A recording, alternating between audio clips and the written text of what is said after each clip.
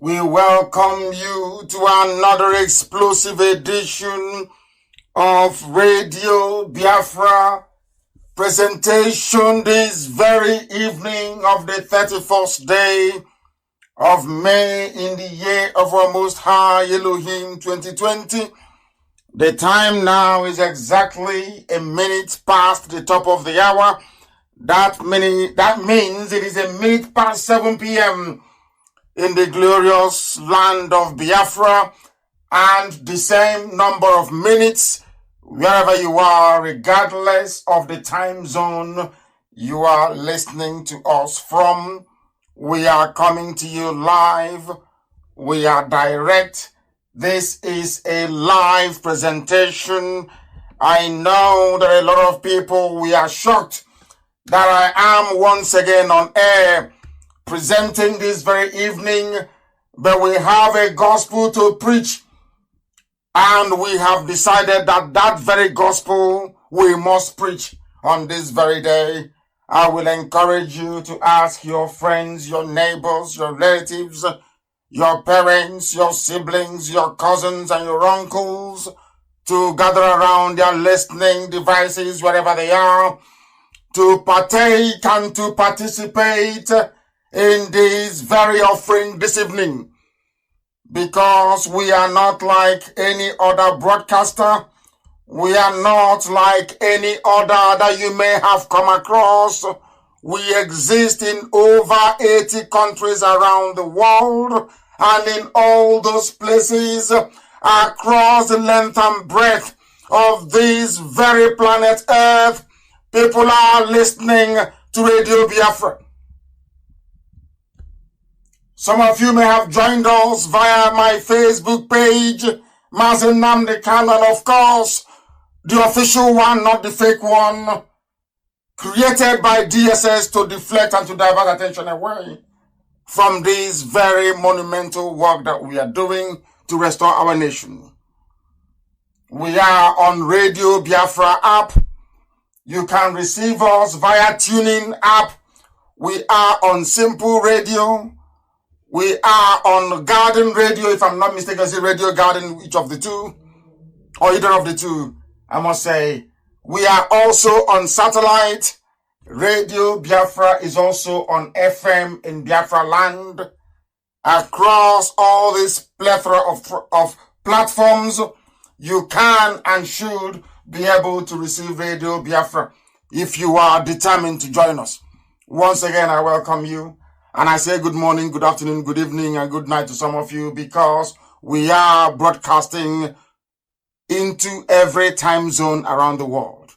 Should you wish to listen to us, you should be able to do so without any hindrance whatsoever.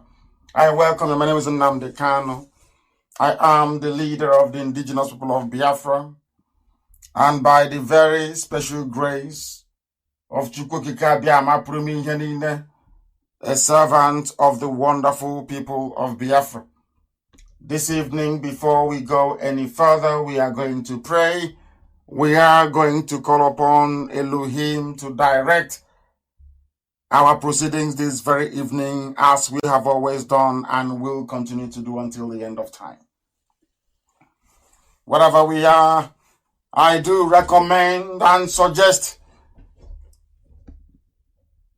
that you close your eyes if you can, or that you bow your heads in prayer. And I will pray in the language of heaven. The same way in Roman Catholicism many years ago, they used to pray in Latin. The same way till this very day, Judaism, we pray in Hebrew. The same way, and as I am sure, if you go to Orthodox Church, they pray in Ethiopian language. If you go to the Coptic Church, they pray also in Greek language. And if you're part of evangelicals, you pray in what I call American English. Here, in keeping with the tradition of the ancients, and because we are bowing before the throne of heaven, we will defer and pray in the language of heaven. onye eluigwe n'ụwa na-akpụ isi ala nye, onye ọ bụ naanị ya karịrị ihe niile nke a na-etu ya, Chineke nna nke na-epụrụ anyị ihu ma pụrụ anyị azụ, anyị wee na-akpọku aha nsọ gị, wee na-arịọ gị n'ebe obibi gị bebe kachasị ebe niile elu, wee na-asị gị eze ndị nsọ bikonu were aka nri nke ezi omume gị bịa ka iwe leta ndị gị, n'ihi na anyị emeghewo wee megide gị, iwe gị wee karịsịchaa n'ebe anyị nọ, mana anyị wee na-akpọku gị ma n'ime mmụọ ma n'ime eziokwu, na-arịọ gị biko n'ụwa ma gị na ọmịiko gị n'ime ndụ ndị gị niile bụ ụmụ gị bụ IPOB n'ụwa niile, ụmụ gị bụ ndị Biafra, wee na-asị eze ndị nsọ ka ihe gị wee chaa n'ebe anyị nọ, ka ị were aka nri nke ezi omume gị wee kwagide ndị gị nna nke ebere dị ngọzi, na ihe karịrị anyị bịakwutere anyị,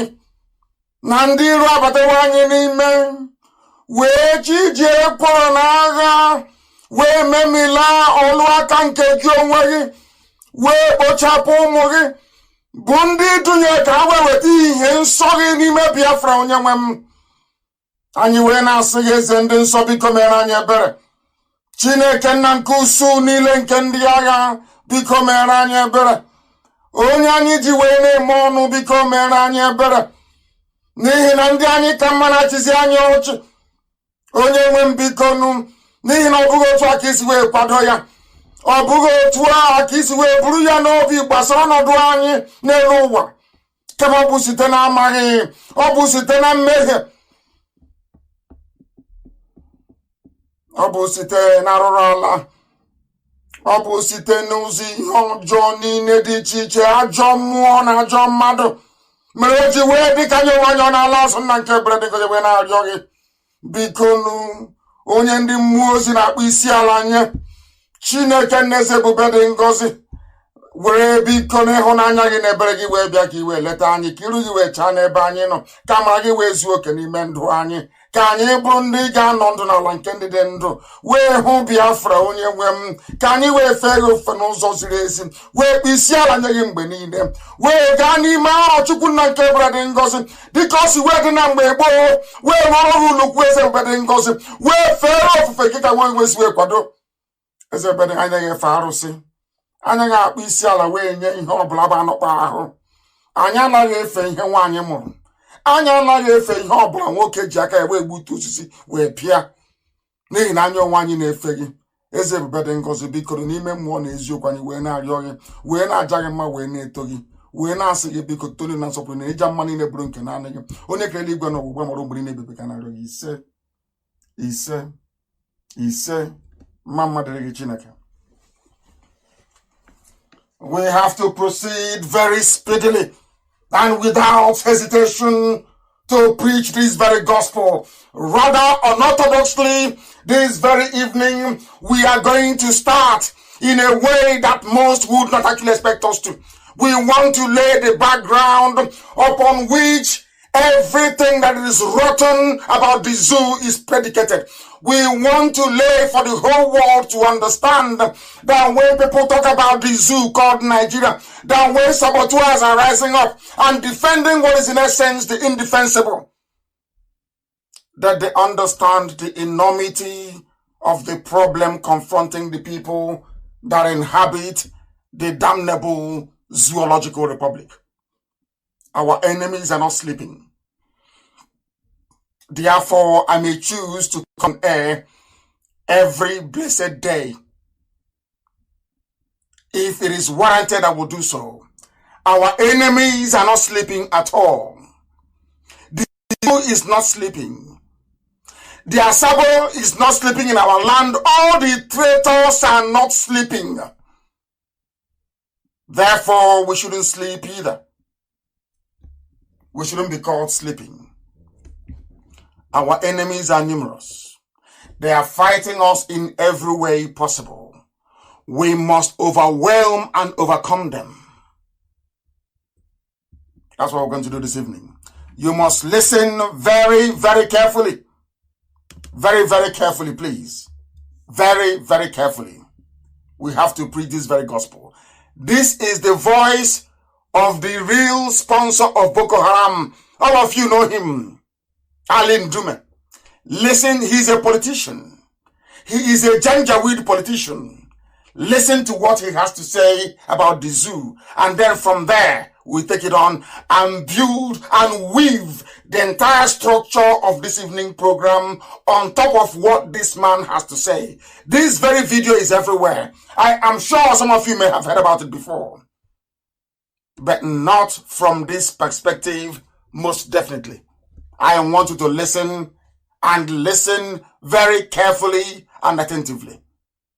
If Facebook is frustrating you, if they kick you out, try and rejoin again. That is what that's what they do all the time. That is their stock in trade. BBC was against us during the war. There was a media blackout on Biafra during the war. We have traced their conspiracy back to the House of Lords in England. Those who don't want the light to shine in Africa, they didn't start today. They've been doing this thing for nearly 320 years. It didn't start today. So what Facebook is doing is not new. What our detractors are doing is not new. The only thing is that our enemies who are within are using the name of Biafra. They are telling you that they agitate us to deceive, to misdirect your attention. They are doing all of these things in order to delay the coming of Biafra, to please their Janjaweed masters in the north. We have discovered their tricks. We know what they are up to. And we are determined to stop them. And that's what we're going to do. Every blessed day that we wake up, what we are going to do is to remind them, always and without fail, that we remain as resolute, as determined, and as formidable as ever. Listen to this, please. It is very, very important. Nigerian leaders, it's very unfortunate. I'm part of it. We deceive people. We are not honest. We deceive people, we are not honest. Also, the worst part of it is that Nigerians also deceive themselves. Because if you ask for accountability, in my own religion, they say God, God, and the good thing about it is everybody, in Nigeria, in Nigeria we don't have pagans. You can call us anything, but we don't have pagans. Because every Nigerian, I don't know of any Nigerian that worship idol. Are you listening? People only go to shrine. And that shrine, they believe God is there. Isn't it? And it's not like they have somebody that they go and worship. No. So we are religious people and we believe in one God. Yet when people come around and start talking, they don't fear God. I don't think they even believe that God is there. I went to God. Do you understand what he's saying? This is Ali Ndume. He is telling you that all of them are bad, including Nigerians themselves. That is exactly what he is saying. They are all bad, all of them, bar none. All of them are bad. If you don't understand what he said, I will try and play it again for you.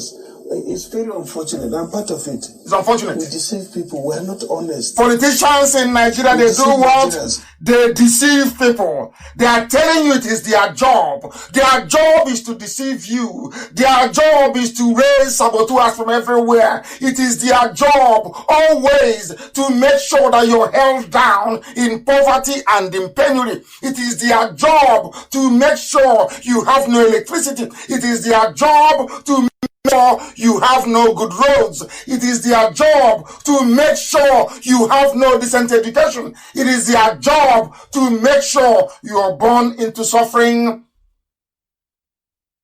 You will exist in pain and in suffering. And you will in pain and in suffering. It is not me saying it. It is a politician. A Nigerian politician. Listen again very carefully, please. Listen to what they have to say. Nigerian leaders, it's very unfortunate. I'm part of it. We deceive people. We are not honest. They deceive people. We deceive Nigerians. And also, the worst part of it is that Nigerians also deceive themselves. Because if you ask for accountability... Nigerians also deceive themselves. When we call them a zoo, when we say there are people living in a zoo, most of them don't understand us. They don't know where we are coming from. They don't know why we say the things we do. They don't know why we agitate the way we agitate. Not only are the politicians bad, Nigerians themselves are also awful. They are the ones who are suffering. They are the ones who are at the receiving end of a primitive Janjaweed misrule. They are the ones who should be rising up to fight for their freedom.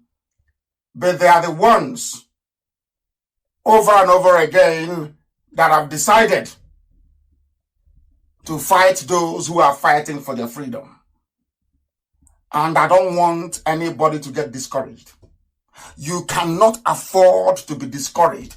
We must remain resolute. That is one thing we are known for. Our determination is unquestionable. And that is what we must demonstrate at all times. At all times we must. We are unwavering in our belief that what we are doing is right because of people like this, because of a political system and of a political class that have decided to impoverish their own kind. This is the very essence of a black man's wickedness. If you're wondering how evil and bad a black man is, what this man is saying is a pointer. It tells you all that you need to know about them and why you have saboteurs in our land who are working for the enemy. And proudly so. They are not only working for the enemy, they are proudly working for the enemy. They are. And tomorrow they will come out to complain. But they will not tell you that they are the architect of their own problem. This is a man accused of sponsoring Boko Haram. He is a politician. He is in the zoo. That tells you all you need to know. Now, having listened to that, I want our people to understand that there are only two factors holding us down. Having regard for what this man have just said, there are only two things holding us down as a people and keeping us away from our freedom. That is what we are going to discuss this very evening. If time will permit, our lines will open later on. I will try as much as I can to open our lines, if network permits us. There are two factors holding us down, and that is the reason why it's always very easy for the Janjaweed to kill, to invade, and to divide us at will. To divide us at will. They are not going to change. They will never change. They will always try to divide us.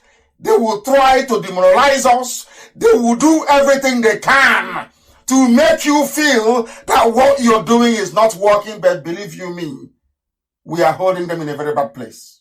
That I can assure you. There are two factors holding us down. And that is the reason why the Fulani Janjaweed always find it easy to kill us, to invade, and most importantly, critically, to divide us at will. It didn't start today.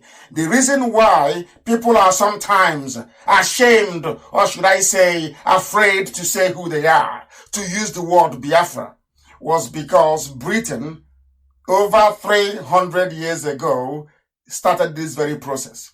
When they themselves researched and discovered that indeed we are the children of God in the land of Africa, there to bring light to Africa.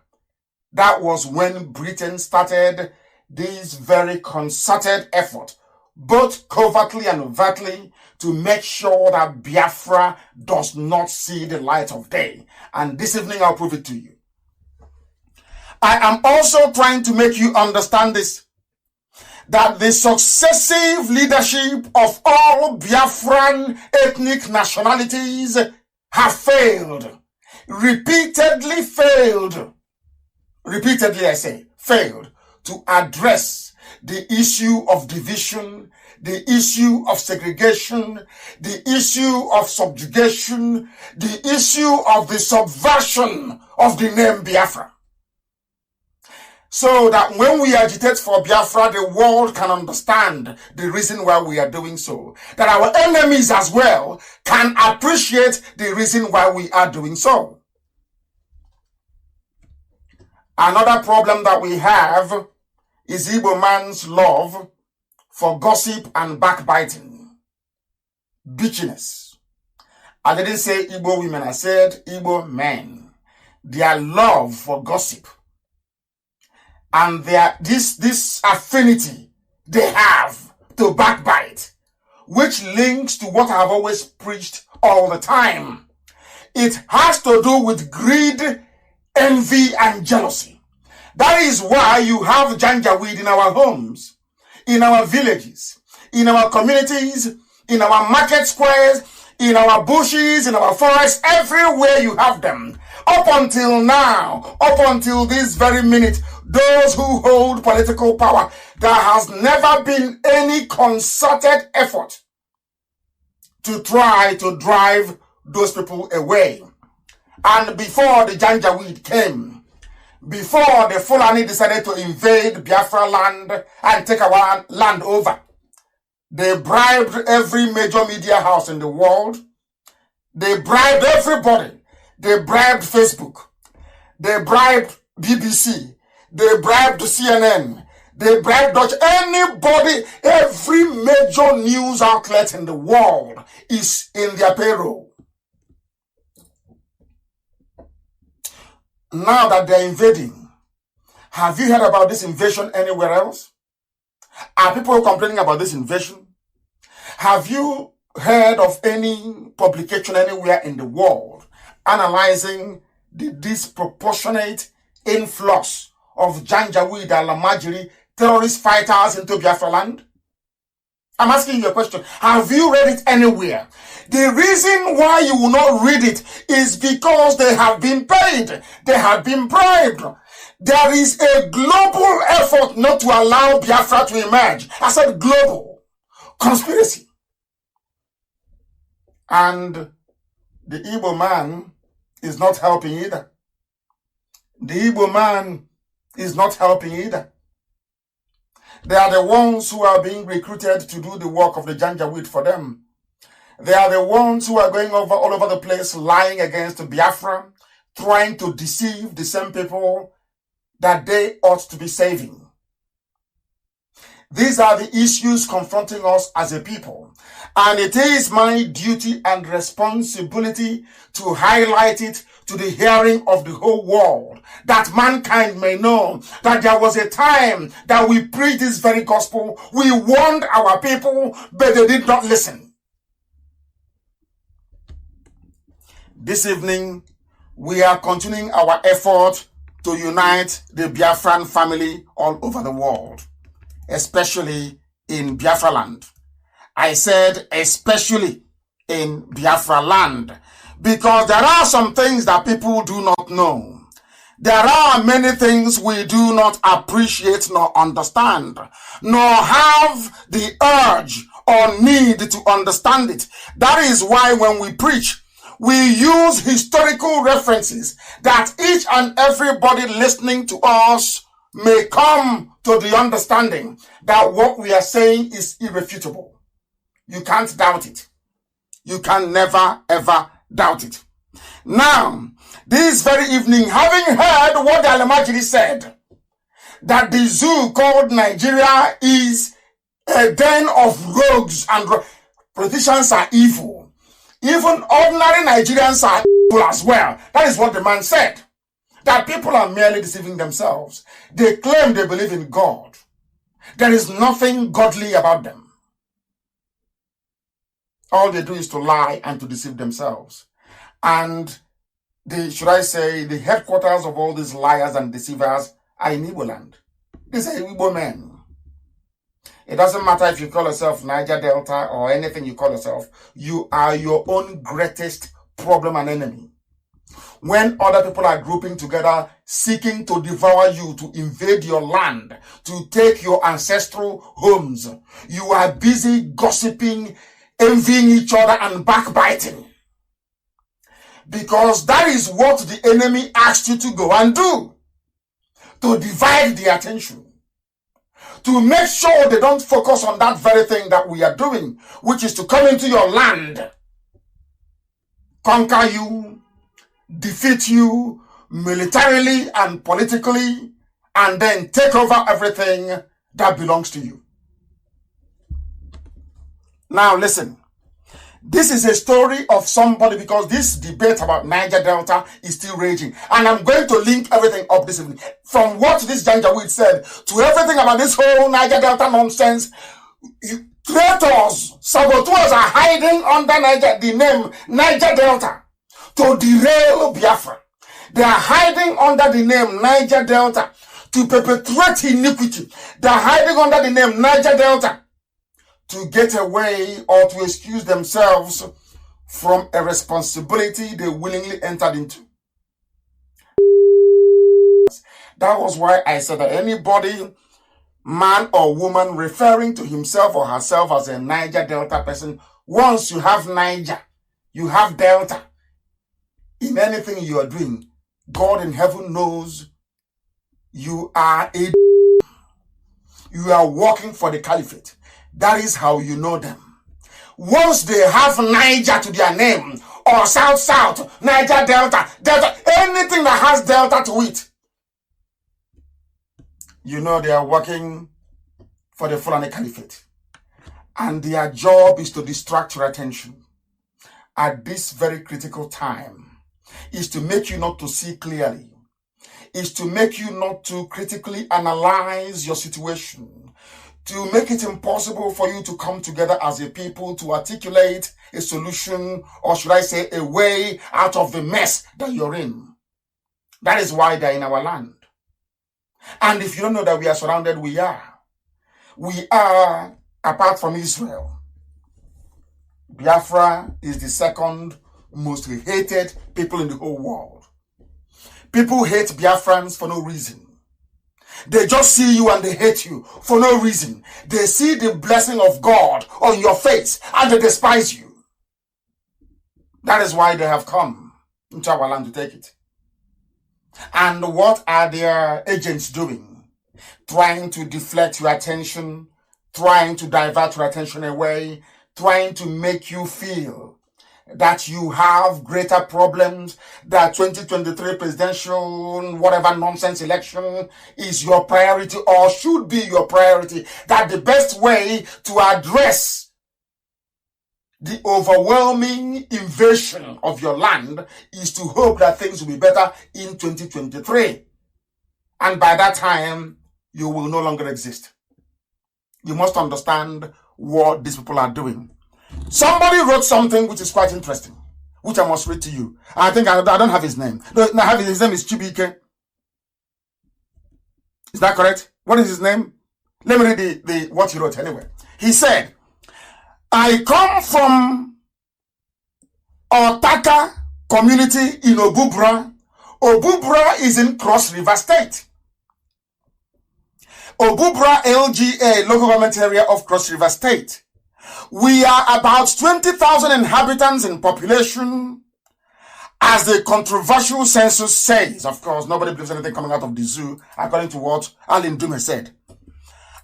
This is Cross River State, a Cross River indigene. That is why Facebook doesn't want the truth to be told. That is why all of them are ganging up against us, ganging up against what IPOB is doing. But we don't care. We don't give a if they say it's only one person listening, I will preach. Instead of me to preach for 2 hours, I will preach for 3 hours.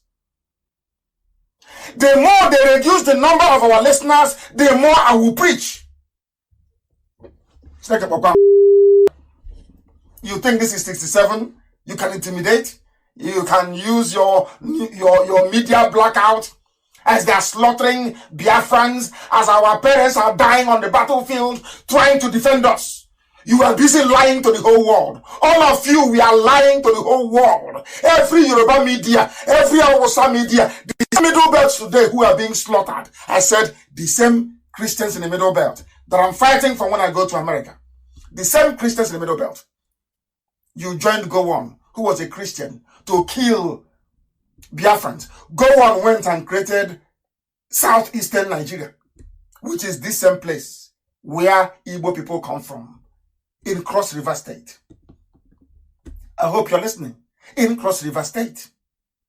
Now, Nyawodo, Ohanese, so-called leaders of Biafra, or Igbo leaders, none of them over all these years, none of them ever rose up to challenge this abomination by Gowon and the Janjaweed Fulani that have been dividing us with drawing artificial boundaries. We thought that what Luga did was bad.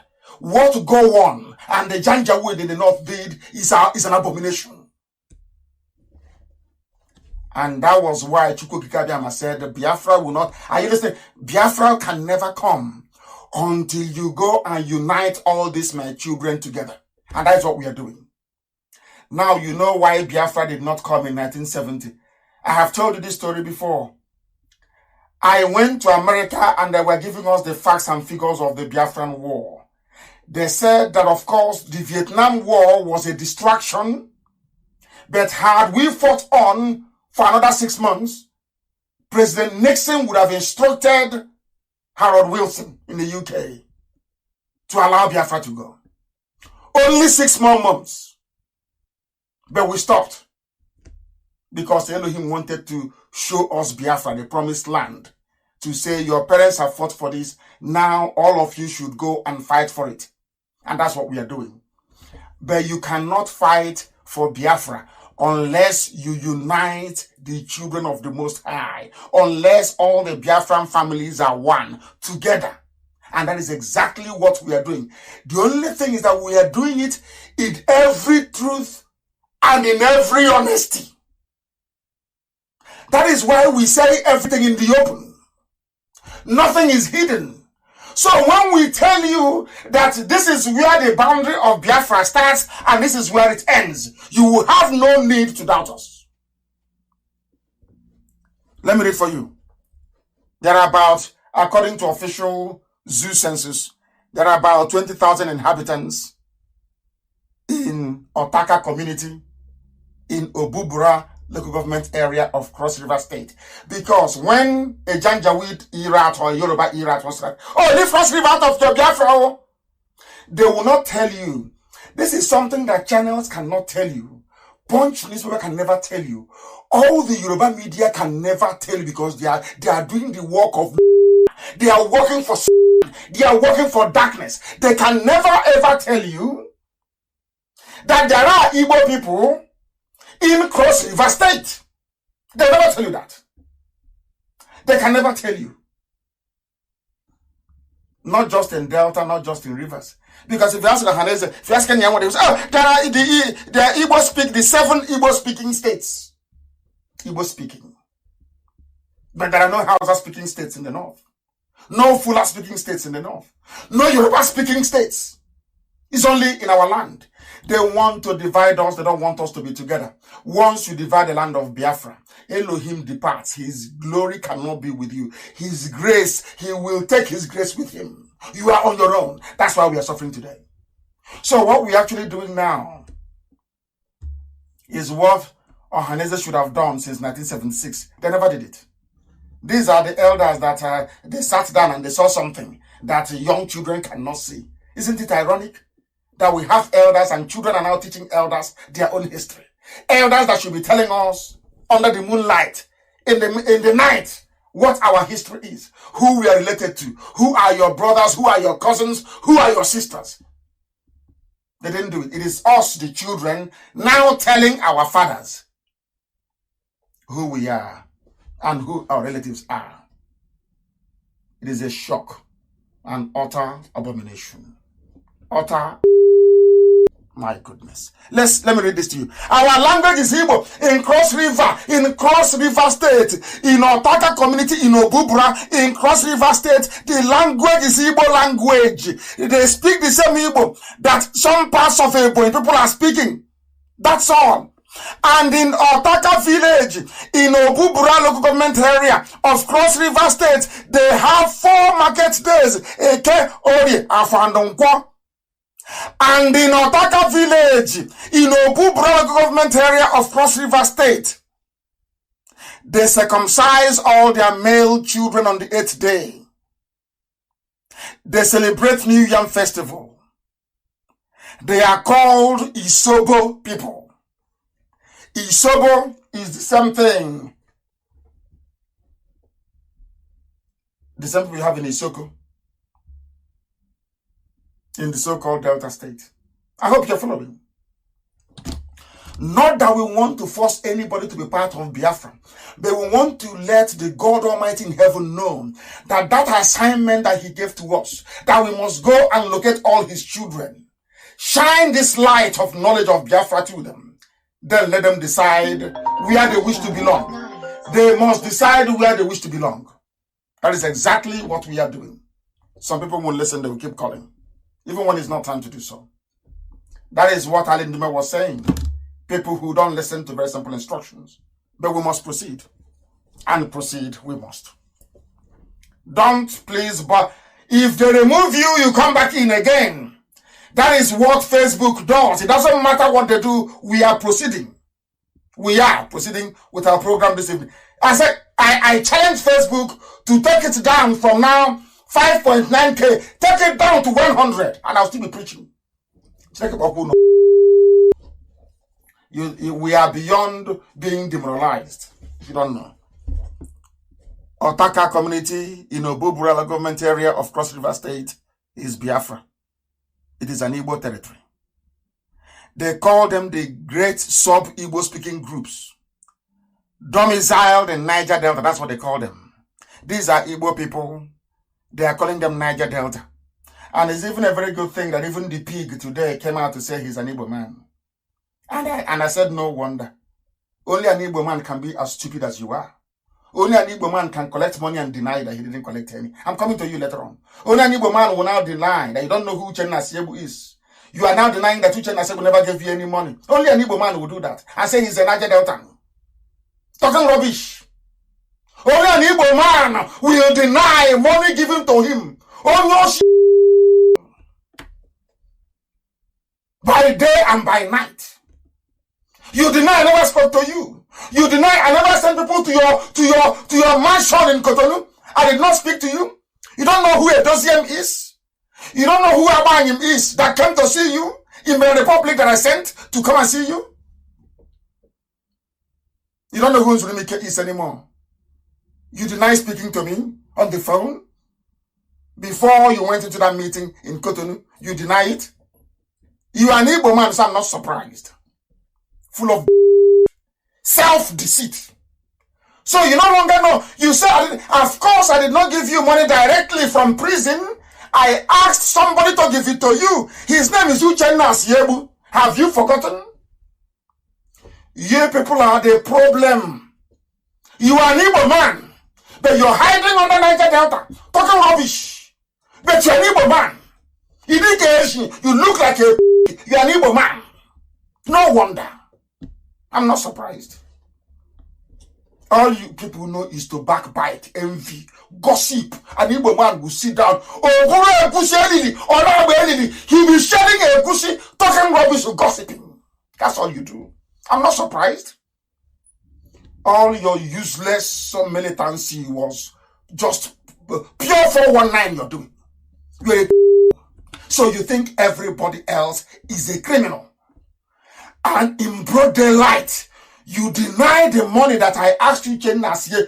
So you think, so I will be in prison and I will leave prison as a witch. As I want to, I will fly to you and give you money. You want to play smart. You want to show us you're clever. But you're not clever. Uchenna Asiebu gave you the money. Come out and do a video. I say Uchenna Asiebu never gave you any money. Bring Quran with you. I'm telling you, that God you worship will strike you dead. Bring Quran with you. And swear that Uchenna Asiebu never gave you on my own instruction. Swear that I never spoke to you. I want you to swear that I never spoke to you from prison. I spoke to you. You're a liar and a creep. You're a I give you names. I knew you would lie and you would deny. Like some of you claiming you are Niger Delta, but you're Igbo. In Cross River State. In Cross River, you're Igbo. You speak Igbo language. You have 4 market days. You circumcise your children. The same way some from there and saying, oh, we are Niger Delta. We are related to people from Ondo. Is how in your own deception and stupidity you found out. Did I not send a dosium to you? This Creek pig, did I not send a... You don't know who is a dosium? Chike dosium. I sent them to you. I sent Hawanyim to you. I sent Nzurumike to you. 3 of them came on my order to travel from Europe to Cotonou to have a meeting with you. Why did I give you 20 million? I gave you 20 million as a starter of all the plans that we had, and you're busy lying. Did General Playboy not come to your house? Did General Playboy not come to your house? He asked and we sent him that we gave you money. Are you going to deny it? And you asked your boys to shut the door that you're not at home. Did Playboy go to your house or not? Did we give you money to protect us at Mpo or not? I'm giving you facts and figures. How much were you given from Mpo?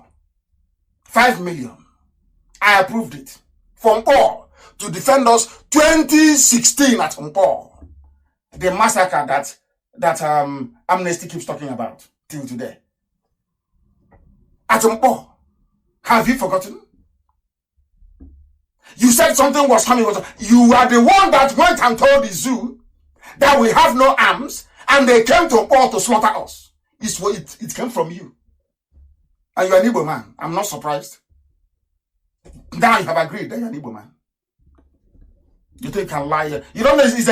Let me tell you something. My training, I learned something when I did one of those law courses as an elective. Never ask a question you don't have an answer to. I know it was a trap yesterday and you fall into it. I know because I didn't give so much details last night that you come out today to say, I gave you no money because you think you're smart, but you're foolish. You are very, very foolish.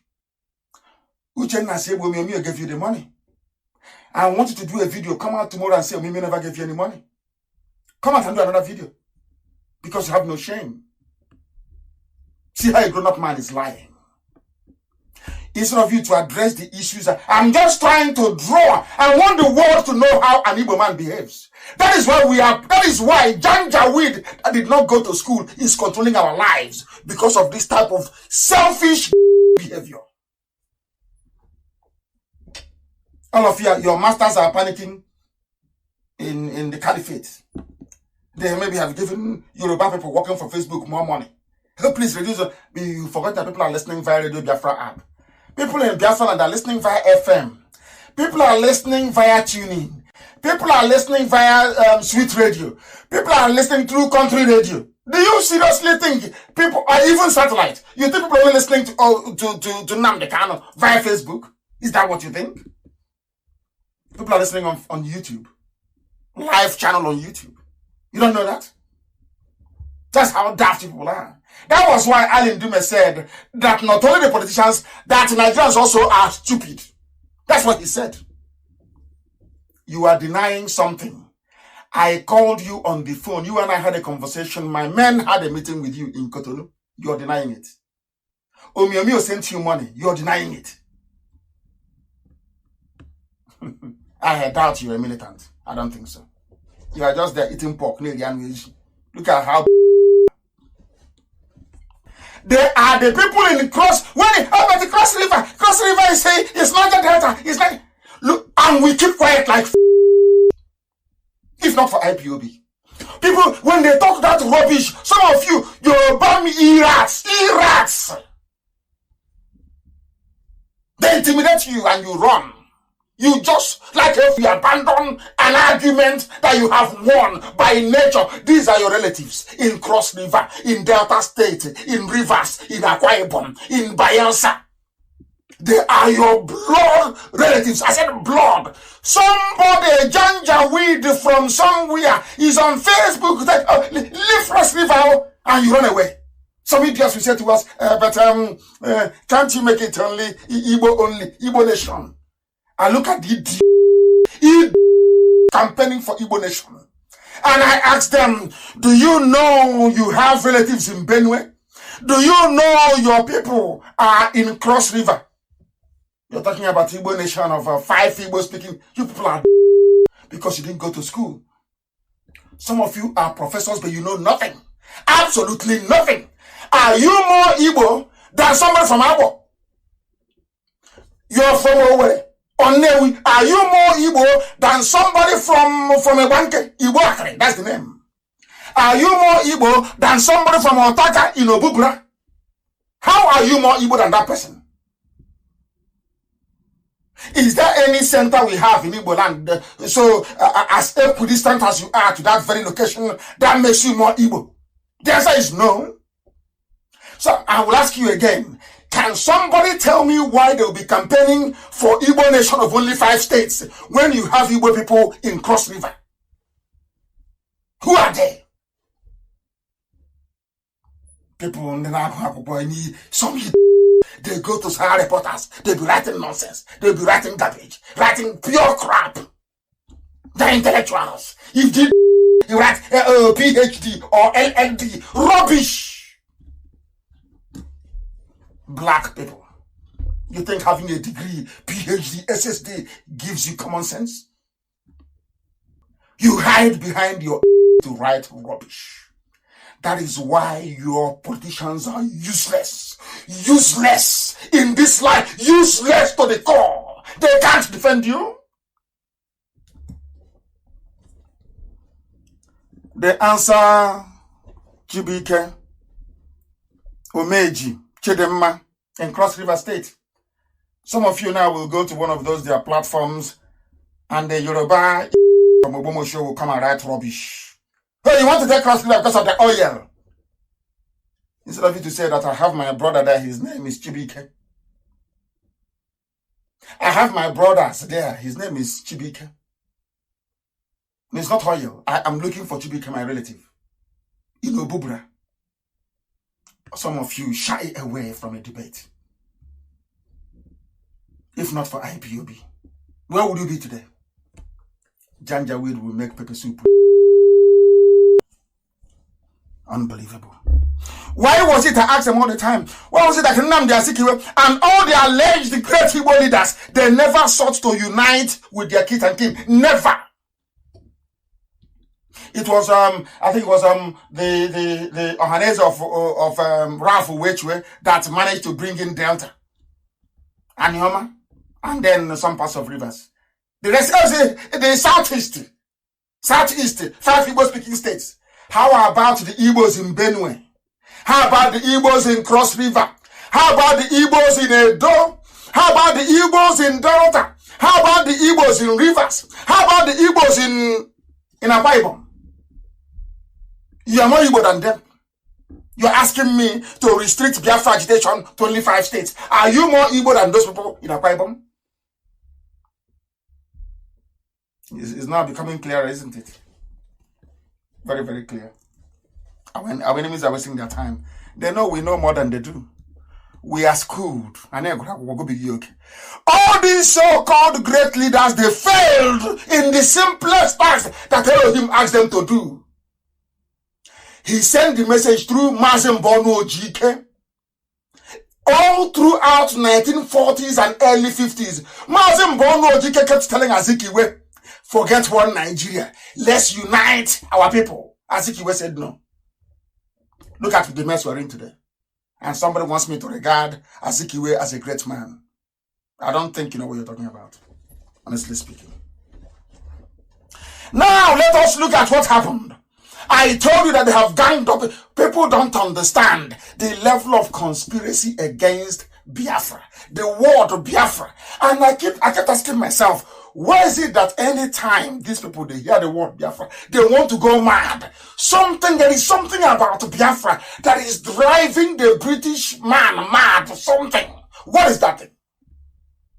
What is it about Biafra that when you go to the UN and you mention the word Biafra, everybody will run away from the room? That was why I knew that Tony was lying. He didn't discuss Biafra. Because if you go to the capitals of the world and discuss Biafra, when they finish dealing with you, if you come outside, you will suffer from typhoid and malaria and convulsion immediately. You ask yourself, but why this hatred for Biafra? What did we actually do anything? They are the ones that killed us, 5 million people. Yet they are afraid of us. That is how I know. When somebody says, well, we are lobbying, I will tell you, you're lying. Because if you go to the UN and call a meeting at the UN and you put on the display board the word Biafra, they will stand up and they will walk out. But that hasn't stopped us, has it? We are still going. Stronger than ever. Stronger than ever. They can't stop us. They can never. And they know it. When people come to you and they're lying to you, I expect our people raised with some gumption to understand that these are agents of darkness. I said something about the pig. A simple trap. I said to him, I gave you 20 million. And I know that being the he is, he will say, oh, Nnamdi Kanu did not give me any money. He will not tell you that I instructed Uchenna Asiebu to give him that money. If he was an honorable man, he would have said Uchenna Asiebu gave me money or talk to me about money. Mpo massacre. Do you know who is to blame? It's the we gave him money. He said they will come to protect us at Mpo. They never came. I was in prison. I was weeping. I was crying inside the prison as they were slaughtering our men. And I asked Omiomi, I said to him, where are the things you promised me is coming to Mpo? He said, oh no, that there's somewhere near a head bridge. I said, when are they going to come on board? That men are falling. He ate that money. I sent men to him in Iguacha. He wants me, I will tell the whole world. I sent men to you in Iguacha. You ate the money. You left my men outside. In fact, have you forgotten how many men were arrested in Iguacha and how they were arrested? Who arrested them?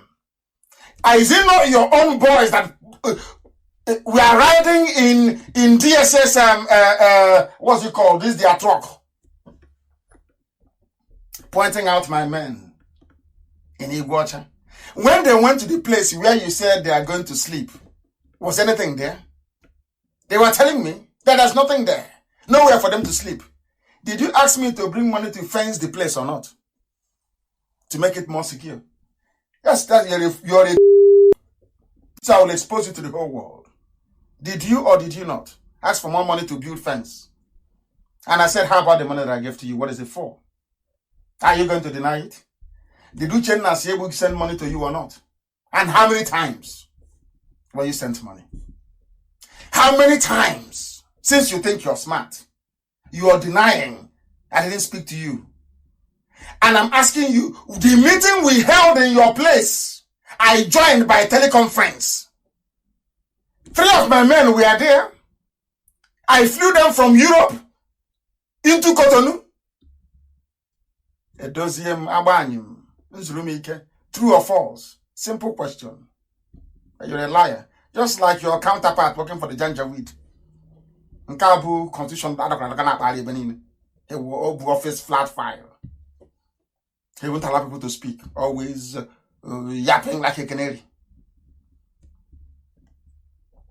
I made allegations against him last night. The only thing he remembered to refute was the 100 naira that Modo talked about. How about the rest? Where in America were you? You claim you are fighting for Biafra. Where in America? Show us a copy of the document you submitted. Till now, you've not done it. Or you are trying to do like Femi Adesina. You want to forge it? You want to go to Olowole and tomorrow morning, they've opened now. There's no more restriction. So you want to go and forge papers? Bring it out. Let's see. It should be in your folder. Just to roll it out. Let's see. You claim you want to talk Biafra in America, yes? Bring out the documents now. Let's see. You think you're smart. You claim you also claim that you got me out of prison. Ejiofor today has written. He doesn't know who you are. So I ask you, what do you gain by lying? What is the gain? So the Janjaweed handling you told you to go and keep lying. You people are talking rubbish when our land is under siege. What we need is guns and weapons. And you're talking rubbish, talking jazz with BBC, talking how do you build the economy? Economy where?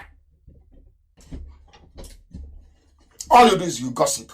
All you do is you go every day. How do we bring down Nnamdi Kanu? How do we bring down IPOB? But you cannot. Not in this life. Not in the next. You cannot.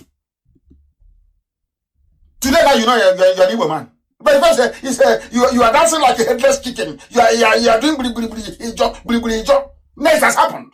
You have used your own mouth to confess. Yeah, no wonder you are the way you are. Only an Igbo man can be that and useless and treacherous. Only an Igbo man. We have our faults, so forget Yoruba. Our own fault is deadly. Defense fund.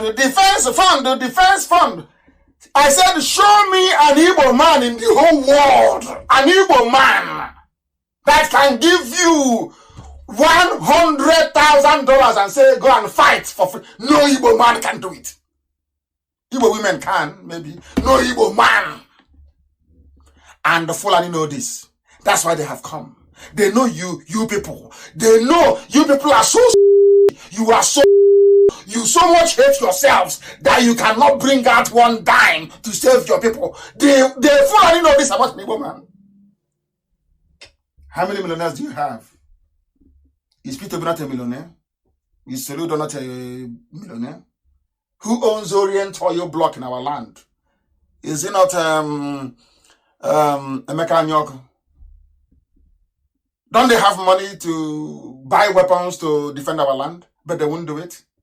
All your ex-governors, all your ex-senators that stole money, do you think they will do it? Of course not. But in the north, in Fulani land, they are building a trunk of gas. All of them combined together. All the money they have stolen, from everywhere they come, they hold a meeting in Kaduna. They say this is what we're going to do, and they're suppressing you. And fearing that you will now come together to realize who you are, they now sent the people like Tony Nadi to go and poison your minds, to accuse Nnamdi Kanu wrongfully for not. I have done nothing wrong than to serve these people. I lost my mom and I lost my dad in this very fight. Yet they are not satisfied. They are not. You see how these people are so. They are not satisfied. They can never be. Until I die. And then they'll be slaves. And then they'll make. He's a Muslim. He's part of them. So he's waiting for them to come. So they'll make him like Afonja. They'll make him the Ijo Caliphate. He will be the Sultan of Ijo. He thinks our people don't know this. That's what he's thinking. Somebody said I should stop exposing them. Who told you? You know who we are? We expose. You might come on a expose everybody. What knows that I'm talking about? So in their next life, they will not lie. Every time lies. What? How did I said I will not vote in last election. That's all. And they kicked off. Because he's taking money from his friends in the north. And I'm asking him, can you please, you claim you're militant, can you tell me where you fought battle with Nigerian government before? I have videos of mine. Can you show me a video of you? Show me, tell us the date and time when you fought a peace battle with Nigeria. If not for Henry Yoka, you are nobody.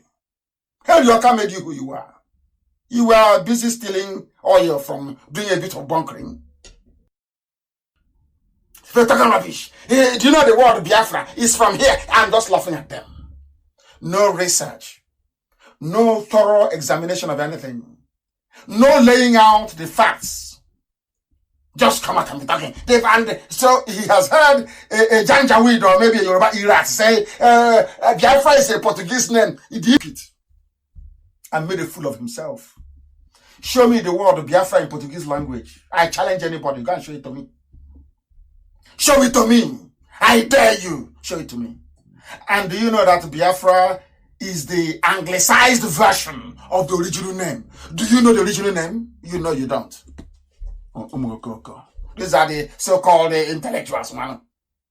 You don't know the meaning of Biafra. You don't know where it came from. You don't know where it's... You have no clue. You have no idea. You have no idea at all, at all, at all.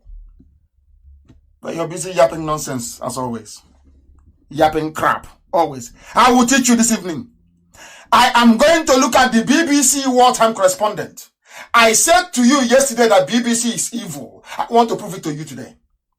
Anything I say, when I push you, I show you where to land. I can't come out to accuse you needlessly. I told you, Tony Nnamdi I didn't say he's a fraud. I said he's a non-entity. He's a nobody. He's an errand boy for the establishment. I leveled 4 accusations against him. All you can think about to defend is Nnamdi Kanu, that criminal. He said he should have seen I didn't support Modo's 100 naira per head every month. All the things I said about him, he couldn't defend. He couldn't defend any of them. You claim you're working for Biafra. All those you're deceiving. You're the freedom fighter. I say, show me one document with Biafra in it. Or with even your upper Niger or lower World UB. Since we're asking them of the nearest river to my house is in my village is Iyokata. Maybe I should form my own Iyokata Congress. Those who are living at home Imo will form Imo River Congress. Since we're not asking the names of streams and rivers. And those who are living near Otampa will answer Otampa Congress. That's how you claim you went to school. You want to name your people after a river, ordinary river. And you claim you said you went to school. You're educated. We are going back to Frederick Forsyth, a conscientious BBC correspondent. I want Biafrans to know who their enemies are, that they hate us, not for anything we have done, but because God blessed us as a race. If you don't know, listen carefully. This is Frederick Forsyth. The federal government in Lagos, that is Gowon's government, was a brutal military dictatorship. Has anything changed here today? With Aisha's boyfriend? Has anything at all changed? Look at what is happening today. Anytime the North is in power, there is absolute totalitarianism. The worst form of governance. This was happening in 1967. Frederick Forsyth was writing. The same thing you're hearing. That was why the man said, Alin Dume, that Nigerians, politicians and also Nigerians are all, you are all deceiving yourselves. That's what he said. Now listen, the federal government in Lagos was a brutal military dictatorship that came to power in 1966 in a bloodbath. During and following that coup, the northern and western regions were swept by a pogrom in which thousands of resident Igbos were slaughtered. This is a white man writing. The federal government did not lift a finger to save the slaughter of Biafra, because when they say Igbo, once you come out and they start pursuing you to kill you, remember that our mothers tie 2-piece wrapper. You don't know if the woman is from Asian. You don't know if she's from Ogoja. You don't know if she's from Kalabari. You don't know if she's from... Once they see you, you're tying 2-piece wrapper, they pursue you and they kill you. Are you feeling what I'm saying? So it is not about Igbo. They use the word Igbo is about, we're against Igbo, to make you to become very docile so they can conquer you. And Yoruba is the one shining the light, the torch. Ohana praying a torch. Yoruba is pressing torch for Fulani. You don't know that? Yoruba, they are the ones pressing their torch for Fulani to invade. If you think that as a Biafran, if you like Biafik, if you like Ibibio, if you like Urobo, once you're a Biafran, they hate you. It is natural. It's like being a Jew. There is nothing you can do about it. You are hated by nature. Do you understand that? Somebody wants to form Lower Aba Congress. Oh, please don't form. Onyemeri is Freeman is called. Please don't form Aba. They want to form Aba Lower Congress. Hey!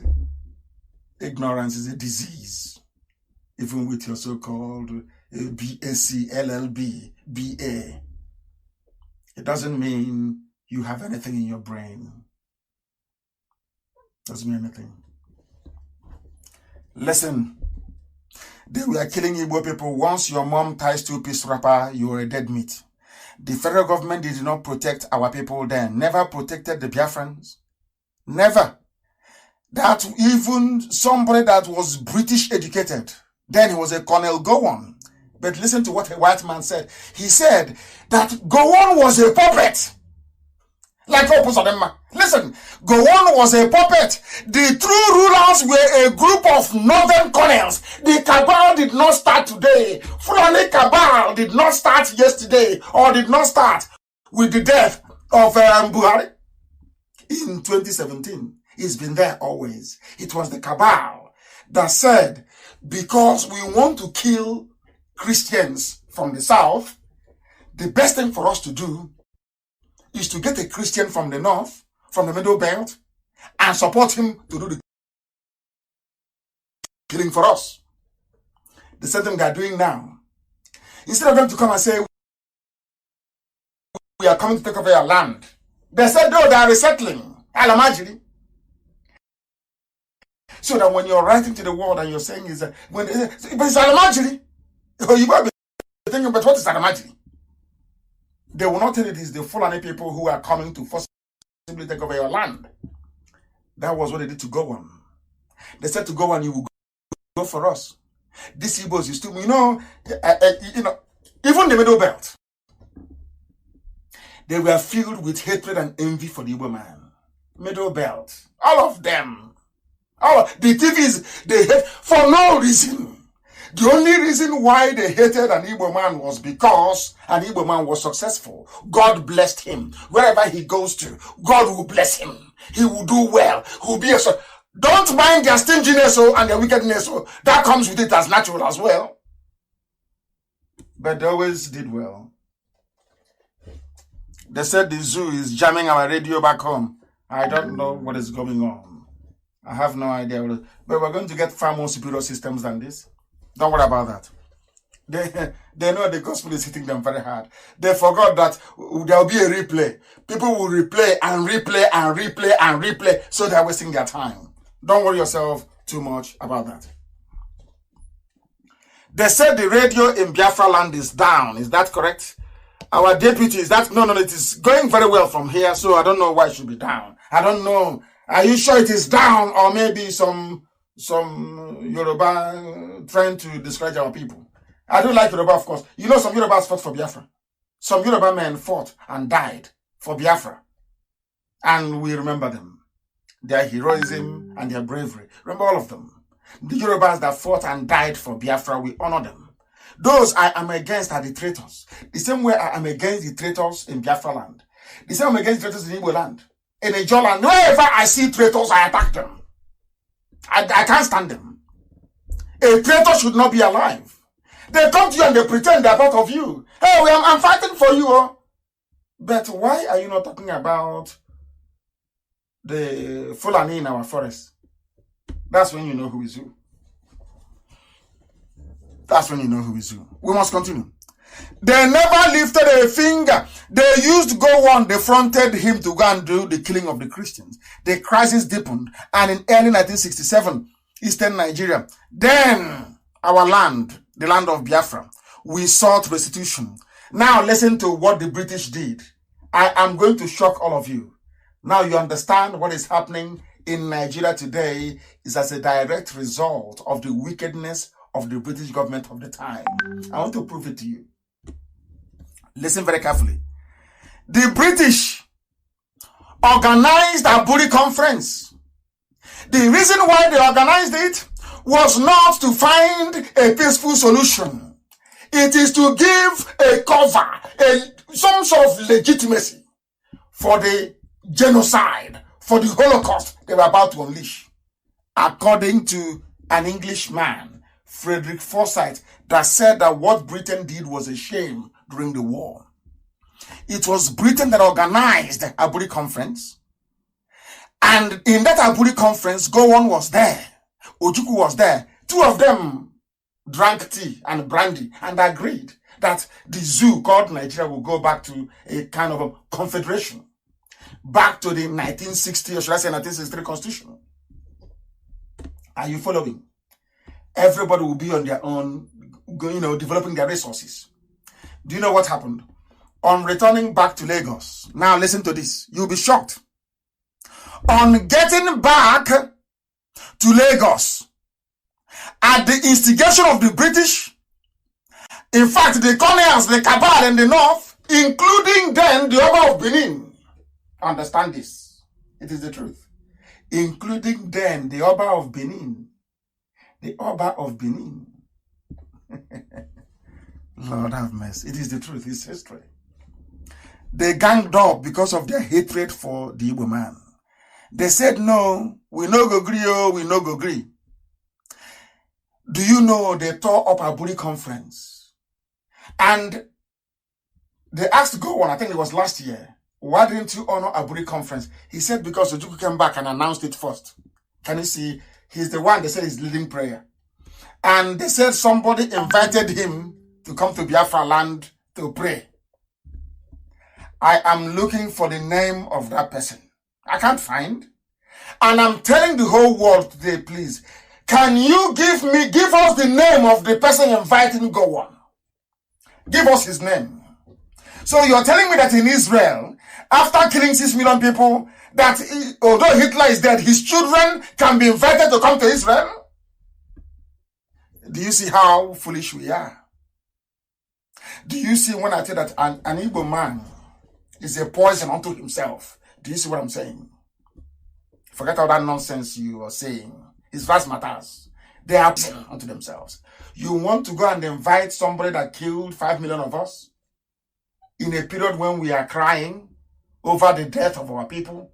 Somebody wants to go and bring Gowon to come and pray in Biafra land. Go and bring him now. Go and bring him. No problem. Go and bring him. And then you will know what will happen to you. They are a useless set of people.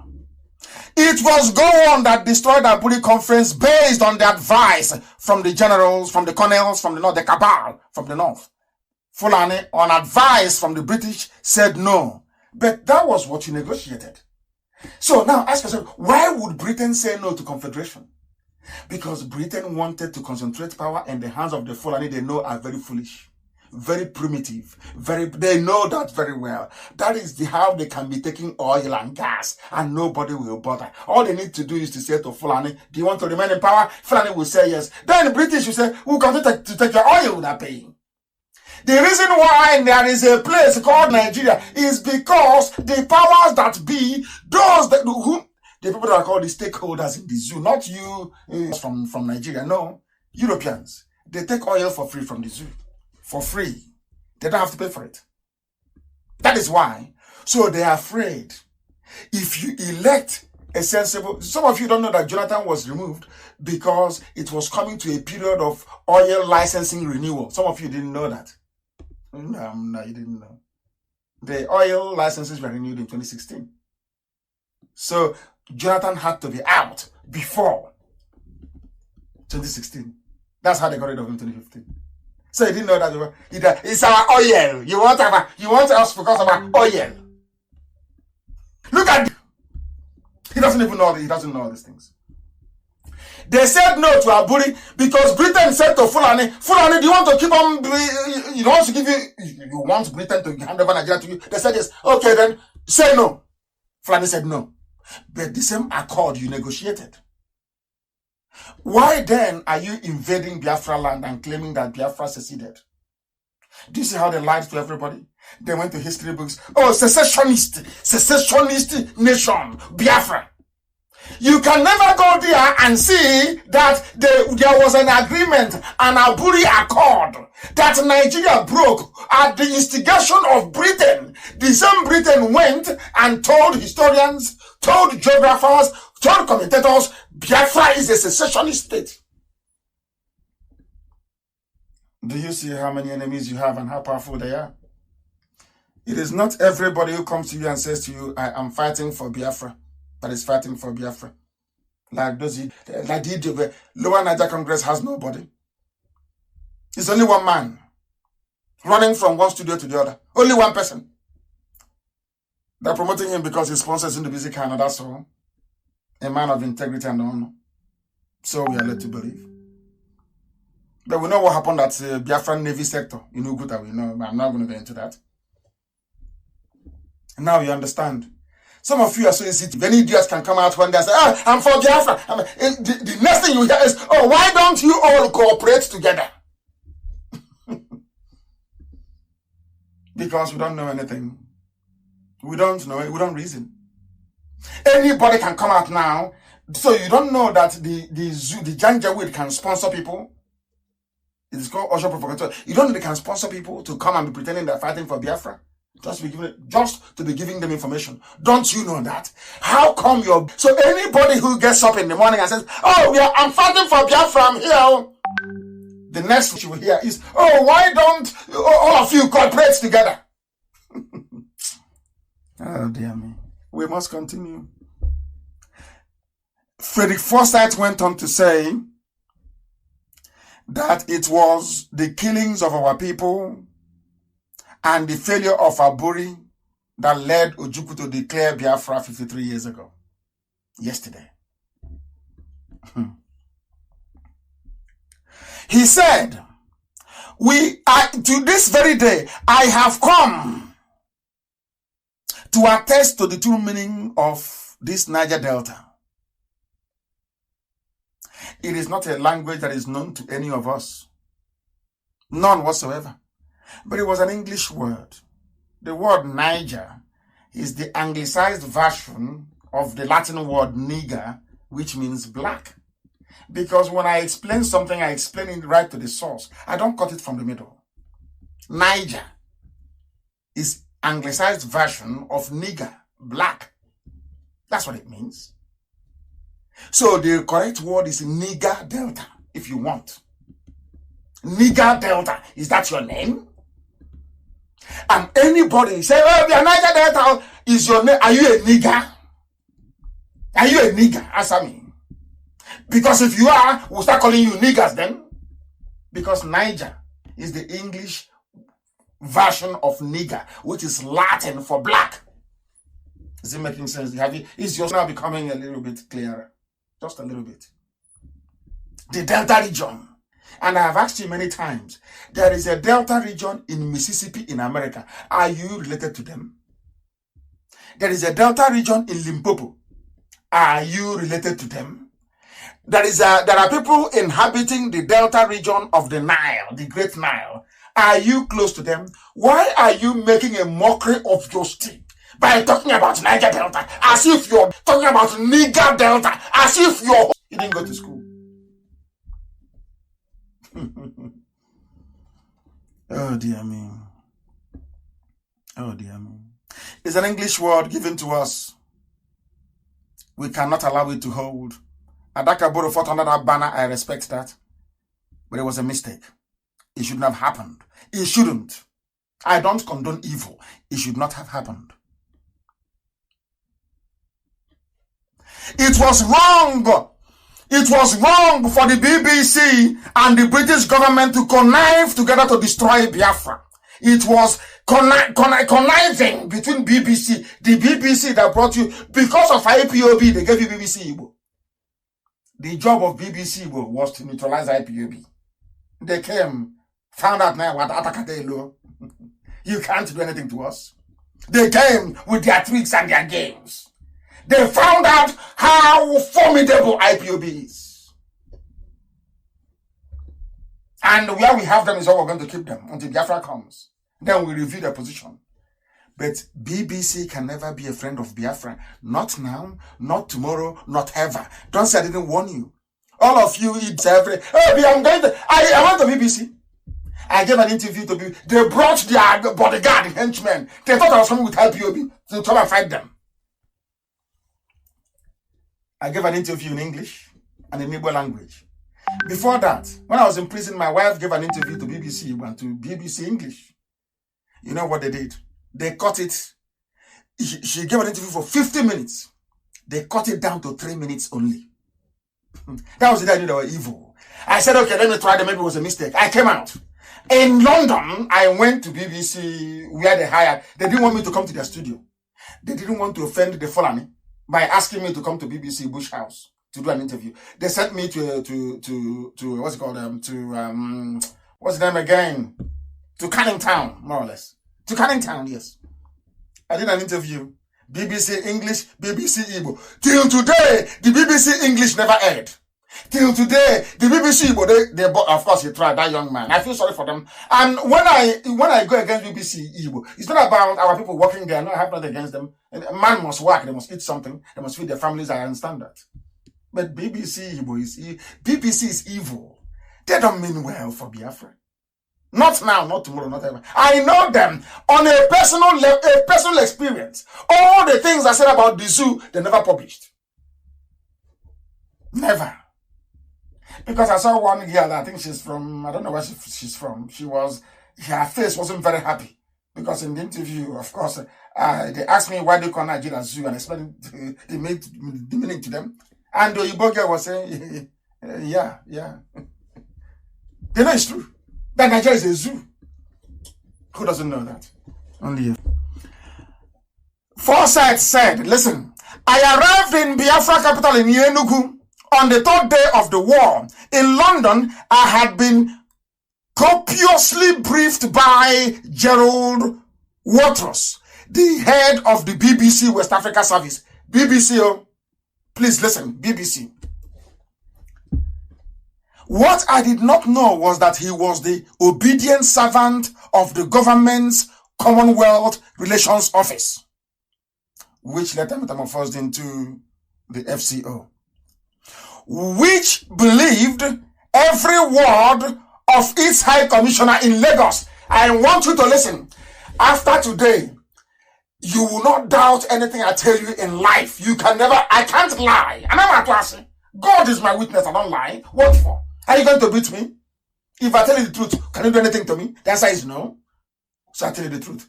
Remember, all these years I've been telling you that the ambassadors they have in Nigeria never relay the truth back home. They never do. And here is a proof. As far back as 1967, when Igbo people were being slaughtered in the north, by which I mean Biafrans, when Biafra was under siege, when Gowon reneged on Aburi, the British High Commissioner in Lagos was relaying only lies back to London. He's here from Frederick Forsyth. He's a white man. He's an old man now, but a courageous one at that. Listen,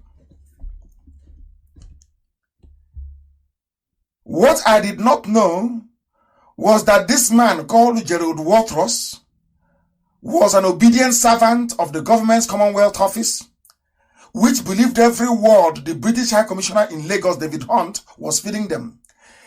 It took 2 days in Enugu to realize that everything I had been told was utter garbage. Everything the British government was saying about Biafra, everything the BBC was telling people was a lie.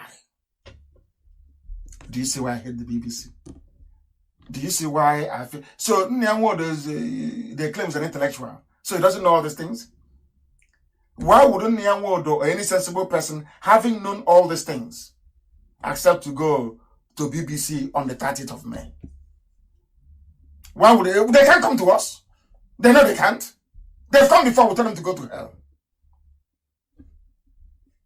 Now, do you understand? And when they went there, I couldn't ask BBC, why were you complicit in the death of our people? I was talking about 100 naira a month to rebuild maybe a new airport. I don't know. You see, BBC? Now you believe me when I tell you that once you're a high commissioner, they didn't start today. Once you're an ambassador to Nigeria, the first thing they do is that they treat you well and give you as much money as you want.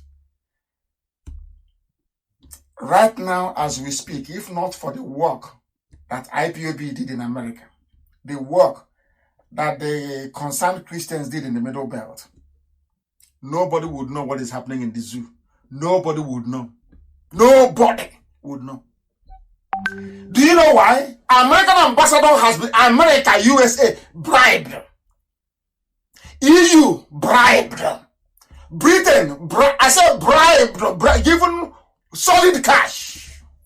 Not to report the truth from Nigeria. They don't know what is happening. Ask yourself. People dying every day, accidental shooting, should I say accidental discharge, everywhere, bombs going off, killings everywhere. Have you seen it on BBC News? Have you seen it on CNN? The videos covering the death? No. No. They're playing with us. BBC, I'm not blaming BBC. I'll do something, man. BBC, my Facebook calendar, I'll do some people. Reduce it now. Why are you leaving me at 6.4? Reduce it to only 2 people. And you see if I will stop or if I will continue. Everywhere.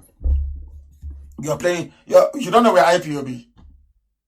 These things you're doing, you think it can frustrate us? You must be very dead. We must continue. We must continue what we are saying. BBC is evil. In every way. Every ambassador sent to the zoo, they have come to do the devil's work, to do the devil's bidding. They are locking our systems everywhere.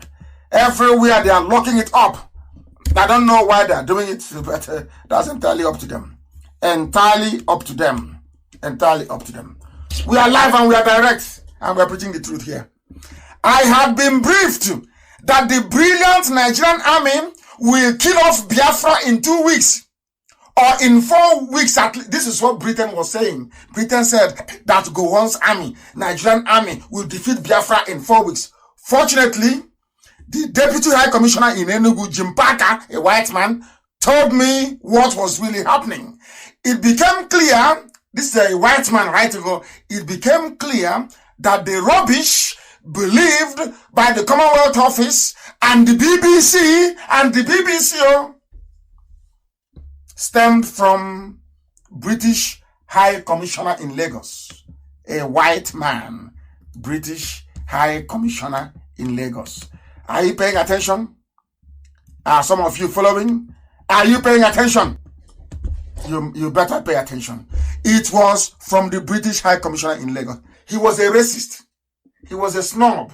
Do you know why he's a racist?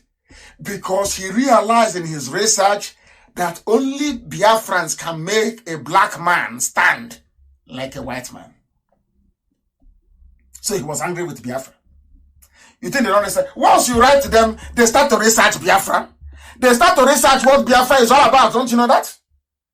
They begin to research Biafra very, very well. They research Biafra. This one researched Biafra, discovered that we are the children of the Most High. That Elohim is with us. I'm telling you, do you know they shut down my system? As bizarre as it sounds. That's what they do. But we must continue. Because they can't stop us. They cannot stop us.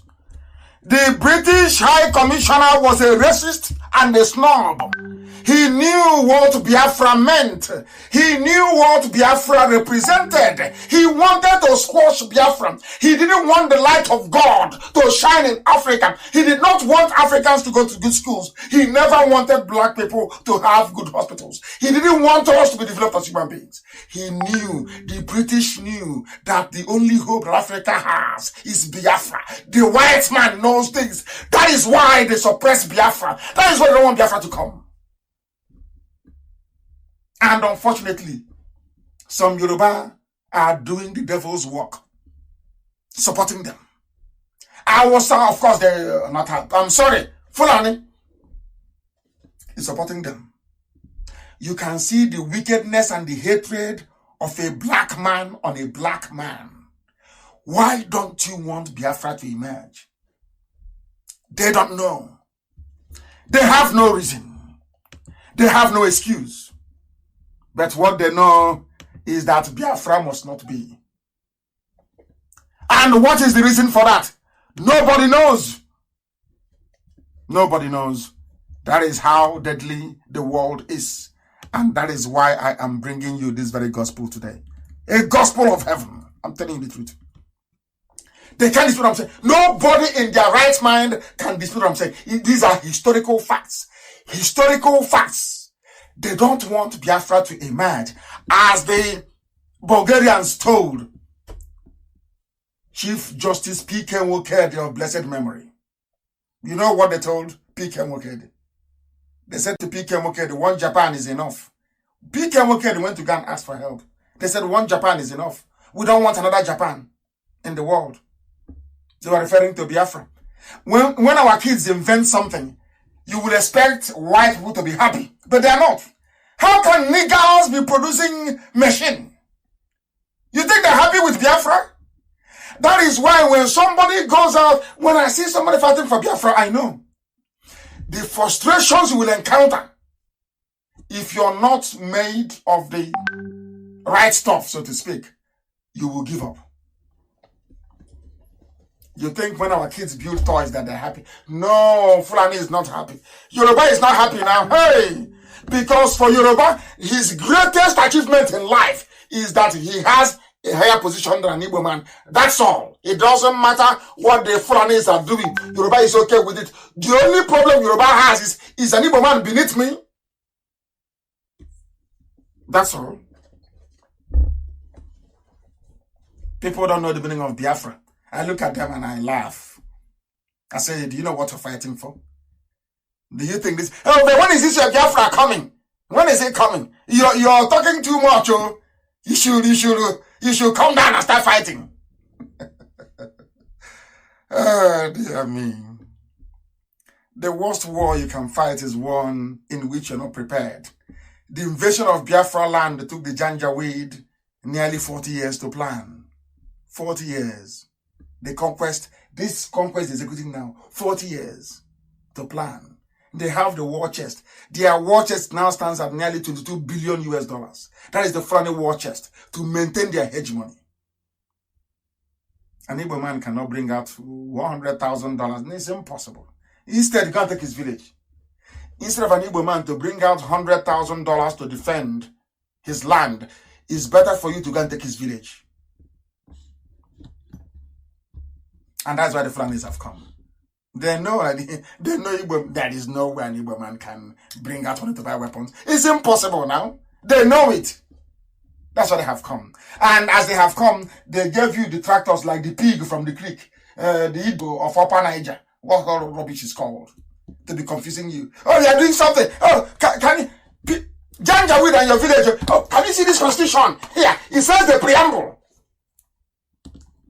What's up with that go? You're talking about preamble in constitution. Preamble. Oh, dear me. We must continue. We are live and direct. The whole world is listening. Mankind is at attention. This is Radio Biafra. When we preach, everywhere comes to a standstill. Then they know it's the truth. The whole truth and nothing but the truth. Go, come home and fight now. Come on, eat. Mandela went on exile. George Washington went on. Everybody. Jesus Christ on exile. Moses on exile. Prophet Muhammad on exile. They don't, because they don't go to school. They don't read. They know nothing. As soon as they graduate, they call them from a politician will call them 3,000 naira a week. Irat. They say, all correct, sir. All correct. After doing cultism in school, they come in and start yapping rubbish. They don't know history. That just like the Greek, he doesn't know history. Biafra is a map, is a confluence of River Nile, and River Nile met River Cross, and the water was turning, and it's Biafra. Look at it. Look at what is coming out of that mouth. So you go for an interview, they ask you, oh, this is Biafra you're fighting for. Well, what does it actually mean? He says, yeah, the river came, it's from River Nile to Gabon, and the water was swimming, and the Portuguese saw it, and the name is Biafra. Hey! Arrow.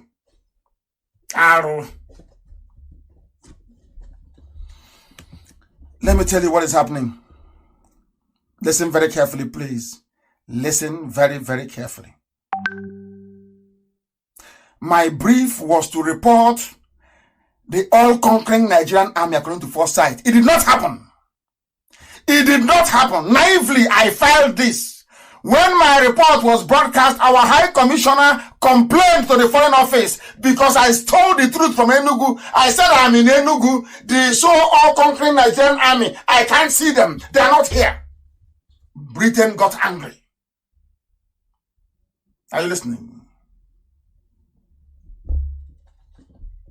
I don't know why we argue with some zoo animals. They don't have any brain. They can't reason properly. That's why they're in Nigeria. Somebody is a Nigerian. How do you expect that person to reason properly? In Nigeria, they don't reason very well. These are wild beasts in the forest. They can't reason. Where their vice president is in charge of toilet. And the secretary to the government is the one making policy pronouncements. And you're telling me that they're normal? You're exchanging words with somebody who's an animal. Their vice president elected, allegedly, is now in charge of used toilet, how to revive latrine. And somebody who wasn't elected, Boss Mustafa, is now doing the job of the vice president. And you want to debate with such people? Hey, my goodness. They say I insult them a lot, that people are listening. I said, because we are fools. If we are not fools in Africa, why are we always finding things difficult? You have nothing. Your life is always up on a daily basis. Change it, it won't change. Allow those that want to change it to change you. No. Hey, zoo. I reported the truth from Enugu. I reported it, the truth as I saw it. But the BBC, we are biased. They accuse me of being pro-Biafra and record me back to London. For writing the truth, I was sent back to London. 6 months later, in February 1968, fed up with all the slavishness of BBC, to Whitehall, BBC connived. BBC, they hate Biafra. BBC is anti-Igbo. BBC wants to destroy Biafra. BBC has been sent by the devil to destroy Biafra. According to Frederick Forsyth, not me. Frederick Forsyth. Why the British hate us, I have no idea. Why they hate us, I have no... Why Britain wants to see every Biafran killed, I don't know. I don't know why. I don't know why. I keep asking them. Britain, why is it you want every woman killed? Why do you want every Biafran killed? What have we done to you? What did we do? Nothing, no reason, but all of you must die.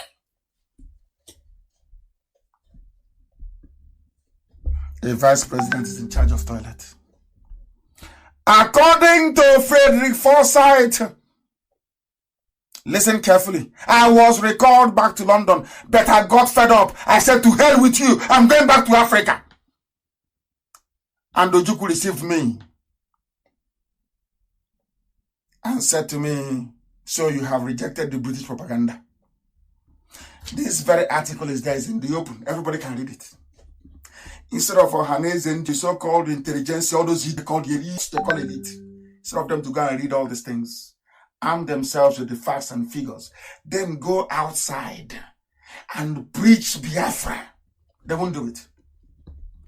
He said, he should hurry up, bro. 2023 is round the corner.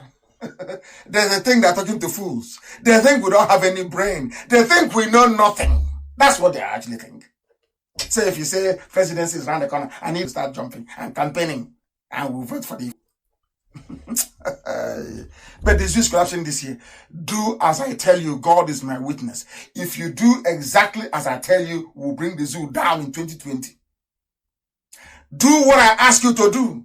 Not when I ask you to do something, you don't do it, and then you start asking me, better, which is what Sabo do. Sabo, ask Sabo to do, Sabo will not do it. Huh? And then he'll come and ask you, but you said Biafra is going to come. But that thing you ask Sabo to do, Sabo will not do it. Never. That's who they are. That is the way they are.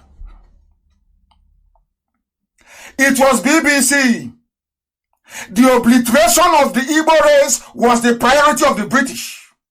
And they prepared the Fulani Janjaweed to carry it out for them. What I find shocking is that Biafra men who should have recognized this danger from time, they have all abandoned their duty to listen to gossip from traitors, to listen to people like Tony Nana that has nothing upstairs. Absolutely nothing.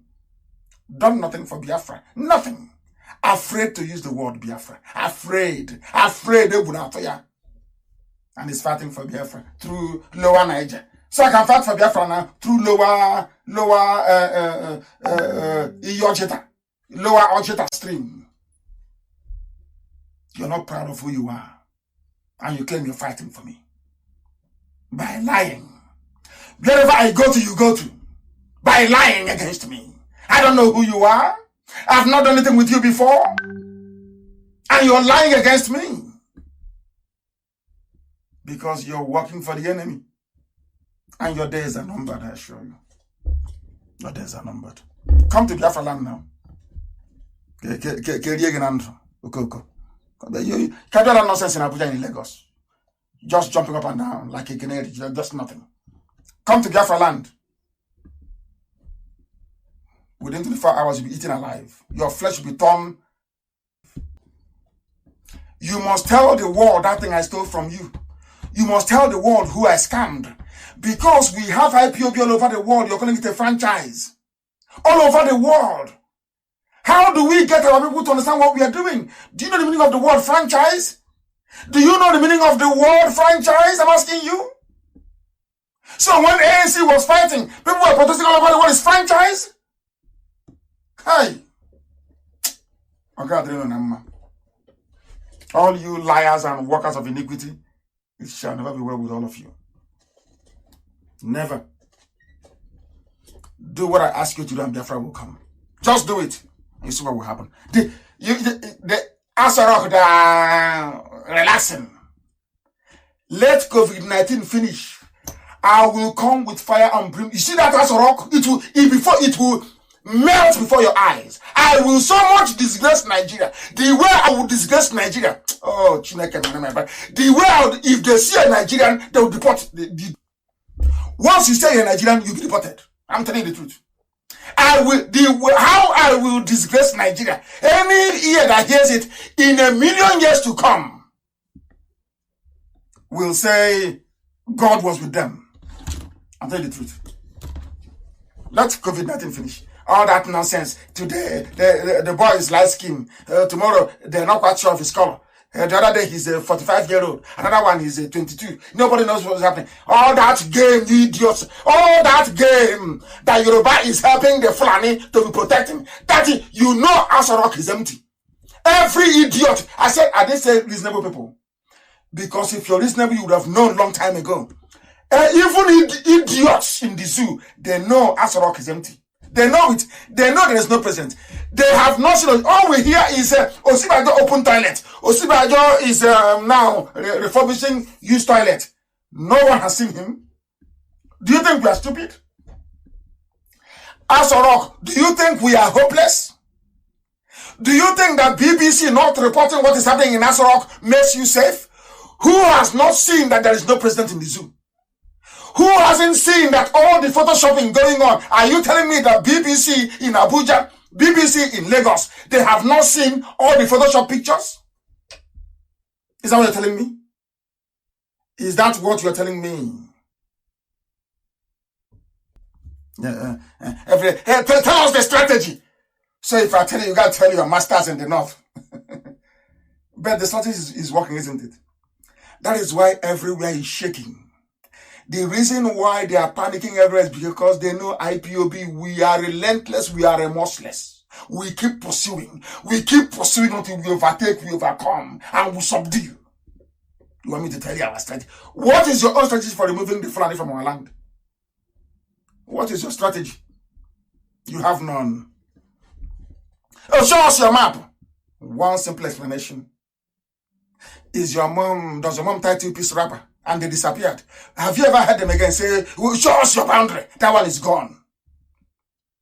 And then after my exposure yesterday, today they have nothing to say. It's now about 100 naira in BBC program.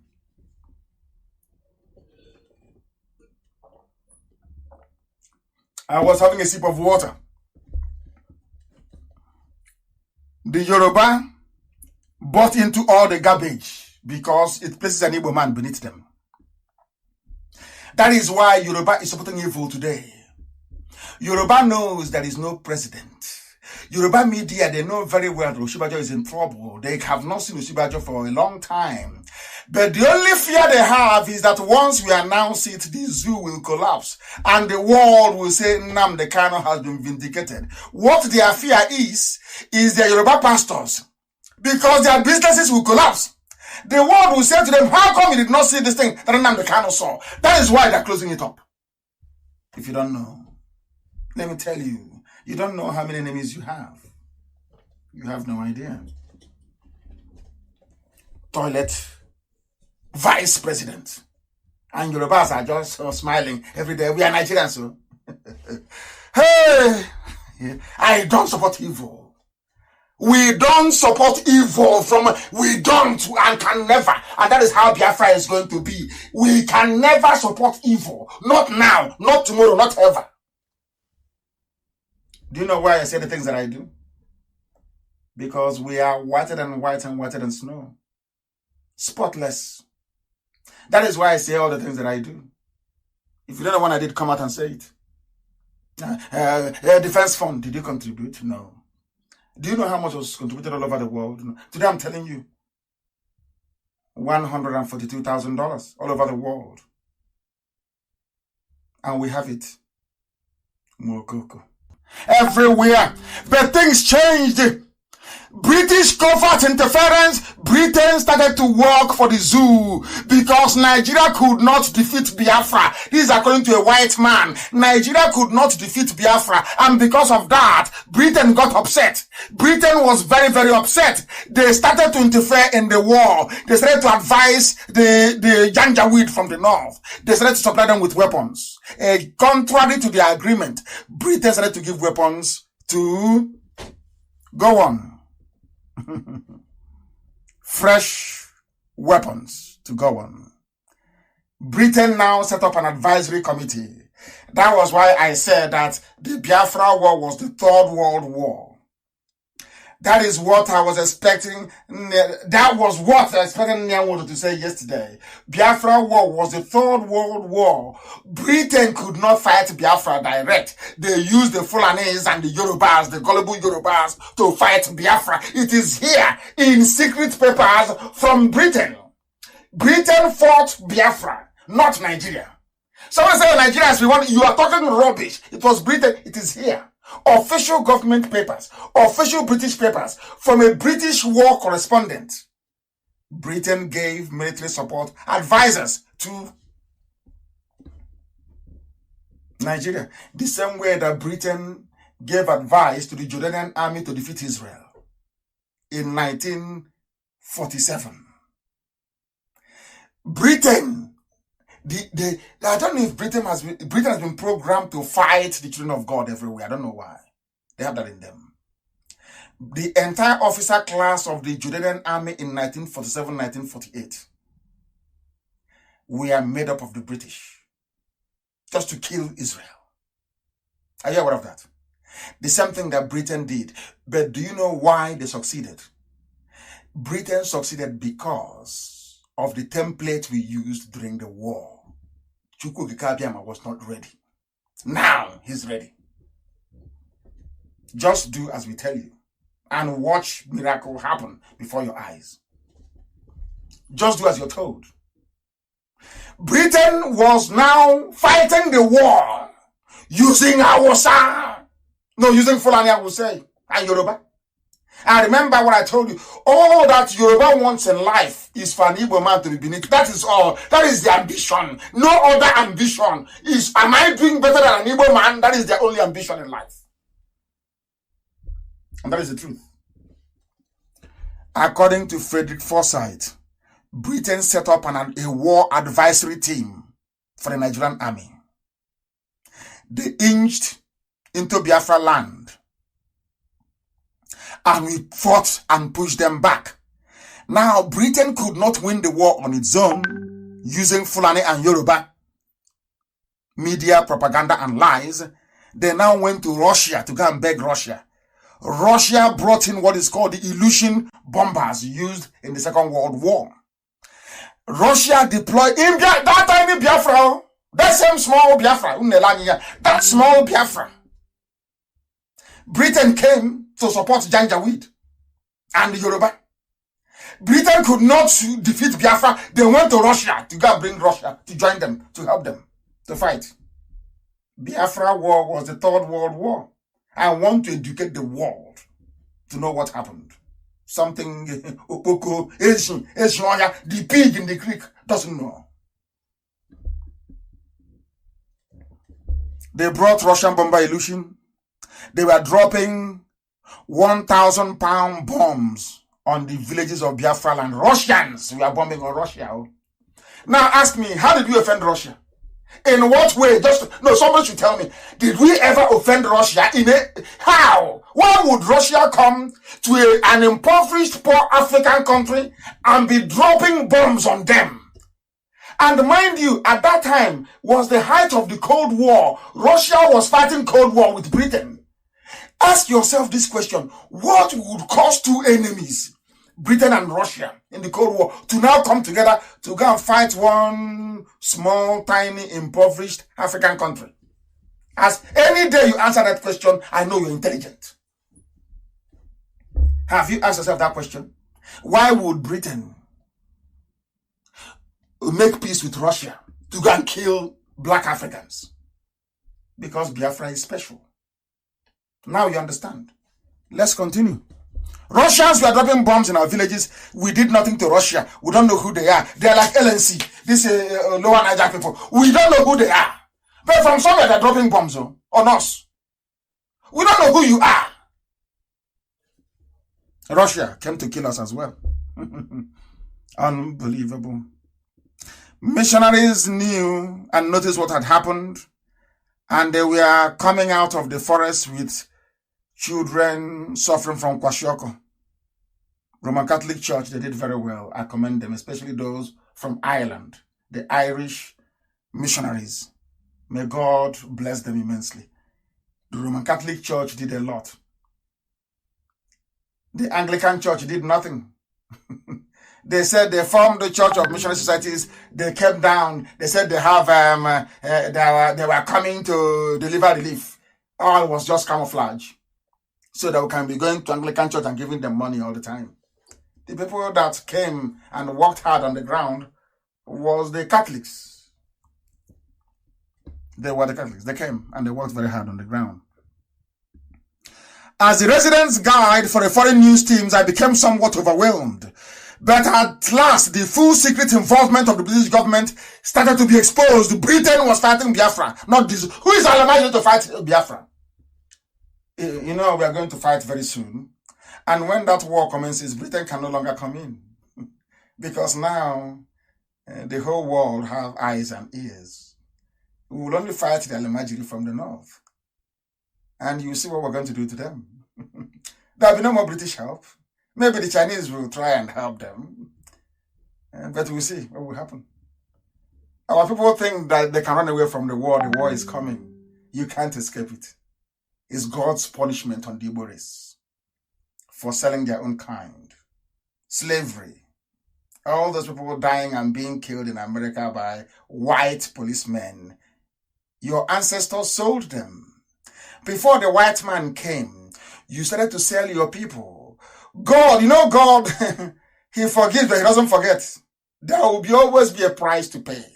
And that price is about to be unleashed. I'm sorry to tell you this. That war you're afraid of, you're about to fight it now. The Fulanis brought it to your homes. And if you survive after this, then you know indeed you're destined to survive. People are going to die. I'm sorry to tell you this. People will die. We must continue. We must continue. Kwashiorkor everywhere. That same July, the Daily Express of London, another UK newspaper, the cameraman David Keynes ran off a score of rolls of film and took them to London. Back then, the British public had no idea what was happening. Do you know why? Because the BBC would not broadcast the truth as to what is happening on the ground. As Biafrans were dying of kwashiorkor brought in by Awolowo, or Bafemi Awolowo's kwashiorkor. Death by starvation. Death by starvation. BBC never reported it. The same way they are not reporting the Janjaweed invading our land today. You ask BBC, oh, but I went to Soka and we asked them, they said it's one village fighting another, as if we are foolish. BBC, but you are telling us that we are dumb, we have no brain. That what we are seeing every day, would that, oh, Chineke, BBC. Hey, BBC. The British public never knew. The British public did not know because the BBC failed to report the truth. British Broadcasting Corporation, why did they not report the truth? Because the UK public would have asked them, what are you doing about this?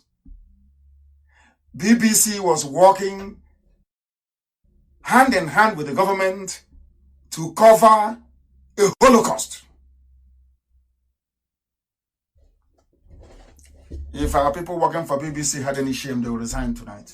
If they had any honor. BBC was evil. They are part of our problem as a race. We must continue. The people in England now discovered there were now questions in the House of Commons. A conservative MP, out of anger, named the child Biafra. Out of anger, a British lawmaker named the child Biafra. John Lennon was upset, returned his OBE. John Lennon, the famous John Lennon of Beatles, said, no, this is evil. It wasn't done by the BBC. This one was done by the Daily Express, a newspaper. Now you know who your enemies are. Go and talk about Biafra now at the UN. You know what will happen to you if they won't poison you there. They know what you don't know, that God loves you. You are the chosen children of God, the children of light. That is why Yoruba will envy you. They know God loves you. God blessed you from your mother's womb. They know this. Everybody in Africa, they know. That is why Yoruba's height of achievement in life is to see a subdued Igbo man. And the Yoruba man is happy. Because a Yoruba man knows what you don't know. A Yoruba man knows that you are blessed.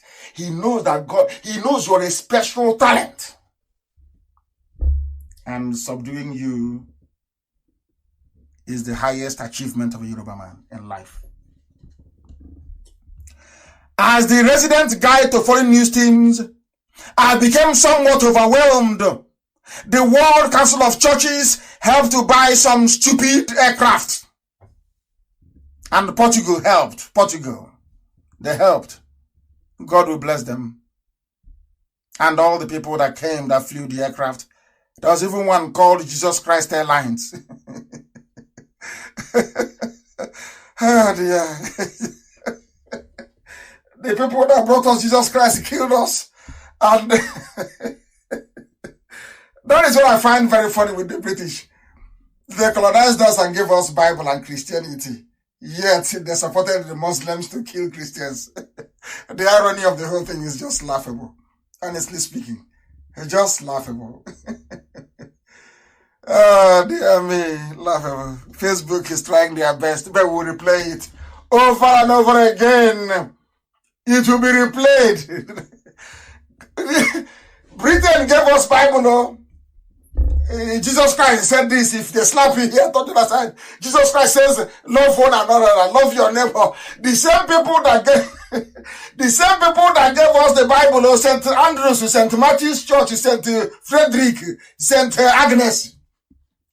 They joined the people answering Abu Bakr, answering Mustafa, answering Abdul Muttalib to kill Christians. Hey. Jesus Christ Airlines. Oh dear. Black, Monsieur G. Black people, black. God forbid. Such things unbelievable. On a visit to London in the spring of 1969, I learned the efforts of the British establishment, the entire British government. They said, we must kill Biafra. They organized themselves to say, we'll kill Biafra. Every reporter, every journalist, every peer, every parliamentarian, every member of the House of Lords, every member of the House of Commons who had visited Biafra and reported on what they had seen, the carnage, the death, everything.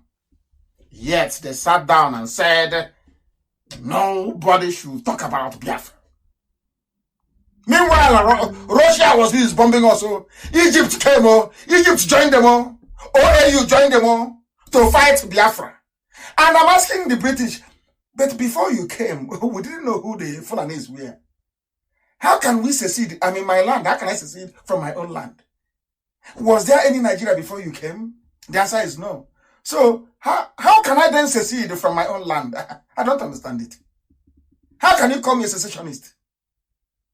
Oh, I'm seceding from something a white man created. Oh, you should have told me now. A white man created Nigeria. So Nigeria is now superior to Biafra, superior to Duduwa, superior to Arewa. So anything a white man says is superior. If you want to break away from what a white man created, you're a secessionist. You are a secessionist. But when they were joining us together, what is the opposite of secession? I mean, I don't know. You are a, how can I put it? A colonialist. But it's good. Nigeria is good, but Biafra is not good. Why is Biafra not good? Because Biafra is African. And Nigeria is European. You see? That white-black supremacy. That was what the Yorubas bought into. Very sad indeed. Very, very sad indeed. And Her Britannic Majesty Queen Elizabeth II saw all of these things and did nothing. Because they hate Biafra.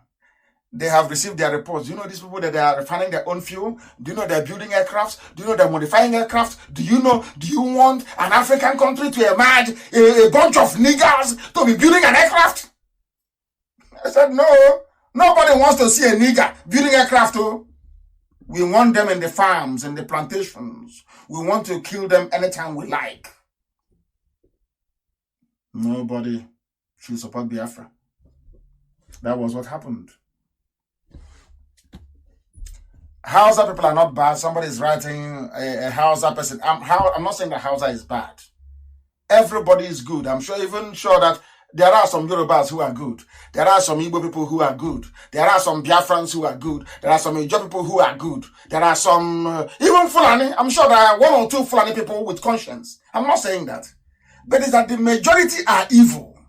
That's the problem. The majority of Igbo people are selfish and very greedy. That is how it is. And that is what has led to their, or should I say, the impending destruction. And for the majority of the Yoruba, being above an Igbo man is the highest achievement in life. It doesn't matter. If not, why would they know that Asarok is empty, that Buhari is dead, yet they are covering it up? Ask yourself why. Ask yourself why they know that Aisha is now in charge of the zoo. Ask yourself why they are allowing such travesty to obtain. Ask yourself, what is Yoruba mean? What is Yoruba gaining? What is it that Yoruba can say we are gaining from Nigeria? What is that thing that will make them support Nigeria? Because of their hatred for Igbo man. That's all. If not, then tell me what else. Give me a reason why they want one Nigeria to. I know why Fulani wants one Nigeria. Fulani, they need access to oil because they are lazy, they are primitive. Apart from cattle, they know nothing. I asked you before, how many Fulani scientists have you seen? How many doctors have you seen from Fulani land? Why do you think they always go outside to contract outsiders to come and do work in the zoo? Because they said it from the beginning. Biafrans are smart. We don't want them to building bridges for us. They don't want it because it will make them look bad. That is the truth. What time is it? I don't want to exceed. It's just gone past 2 hours. I must quickly proceed.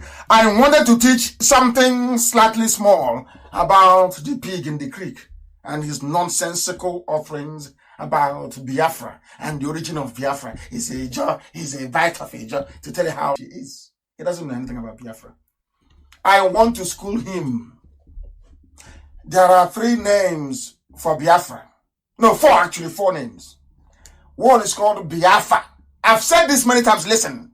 Biafar, Biafra. One is called Biafraese. One is called Biafra, Afara, where I come from. I'll publish all these things later. Where I come from, Afara. Biafara, Biafra. There is Biafra. He doesn't know all these things. He said it's from River None to River Fernando Po, talking rubbish. But I want to let him know that the Biafra people, or should I say kingdom, was in the Cameroons, located in the Cameroons. The same Biafra. What he doesn't know is when I tell you something, I substantiate it with historical facts. Facts. Indisputable. Allow me to teach this once again tonight, and perhaps for the final time. I will make reference to it now and again. Please. The pig from the creek, in attempting to play the role of a go-on for the caliphate, because they're using him, unless you can see, you don't know the caliphate, they're using him, of course. Anybody comes, leave him now, let him, the person is one of them. The pig in the creek. He decided to try to show that he's an intellectual. He mentioned Chief Frank Opigo, that we all respect and revere very much. And a German that knew more than Ojukwu, that our name was Biafra. And he gave Ojukwu the reason why we should, not because of Battle of Biafra, no. He didn't know that Frank Opigo was a historian. He was the principal of Okrika Grammar School, one of the best schools you have in Biafra land. Secondary school wise, of course. He didn't know that. So he thought Frank Opigo was like him. A tout who did maybe a bit of oil bunkering when he was about to sell kerosene to fellow smugglers. He saw somewhere and said, oh, the Portuguese saw water moving and said, oh, it's Biafra. This idiot doesn't know the pig in the creek. He does not know that Frank Opigo was a historian. And what did Chief Frank Opigo discover? He recommended the name not because he's an Ejo distributory or estuary, no. Because he knew what our name was. Facebook is not happy about this, but I'll tell you. I want to bury his ignorance tonight. Completely and totally. I want to bury the ignorance of the pig in the creek. I want to bury his ignorance about Biafra this night. So next time he will not talk rubbish. I sequencing one after the other. So you understand what I'm saying. Listen carefully, please. The conspiracy did not... You see what the British are doing? It didn't start today. Oh. The conspiracy against Biafra goes back almost 300 years. Starting from the Portuguese. It was it was a Jewish man with the Portuguese that recognized that this is also part of the Jewish family. There was a map drawn up by Robertson of Shoreditch. I've said this before. When there was only Zamfara, Bini, and Biafra. Robertson traveled, he was an explorer, traveled through the desert and came into Zamfara and asked the Zamfara kings, who are the people living over there? The Zamfara kings told him, they are the lost tribe of Israel. I have the map. Now, we proceed carefully and very methodically. The name Biafra came from the Afar region of Ethiopia, the root of the second migration from the land of Samaria. That is the reason why only the Biafran people are light-skinned on the coast of West Africa. Listen to me very carefully. I said, the only place where you can come to and they give birth to somebody who is almost white is only in Biafra land. Because of our bloodline from the land of Samaria, from the land of Ephraim and Manasseh. This is the second wave of the migration, all the way from Kush land. They migrated into Sudan, into Ethiopia. the Afar region of Ethiopia, as they were migrating through that particular route, coming into the Cameroons, they retained their name, the calling of the house of Ephraim and Manasseh. Bia, to call, the calling of the house of Ephraim and Manasseh. They came through Afar. Do you know what happened? Geography tells us that when they were in Cameroon, they were called the Afar people, Biafra, Biafar. As the migration continued into where we are today, the Portuguese came and gave and recognized who they were. They could not pronounce Biafra. They called them Biafra. Listen very carefully, please. There was a man that wrote something. Because successive kings of England, of Portugal, they suppressed all the information concerning their travel to Africa. They knew who Biafrans were, so they didn't want to write about it. This is in Portugal. Listen carefully, please. So, under the reign of King John II, 1481 to 1495, the Portuguese went to a great length to hide the history of Biafra. I've given you facts and figures, not where water was jumping up and down. The Germans came after them. After that, Manuel I took over and made a royal decree. Anybody found discussing about West Africa and about Biafra will be put to death. These are official Portuguese papers. I know Facebook is going mad by this time.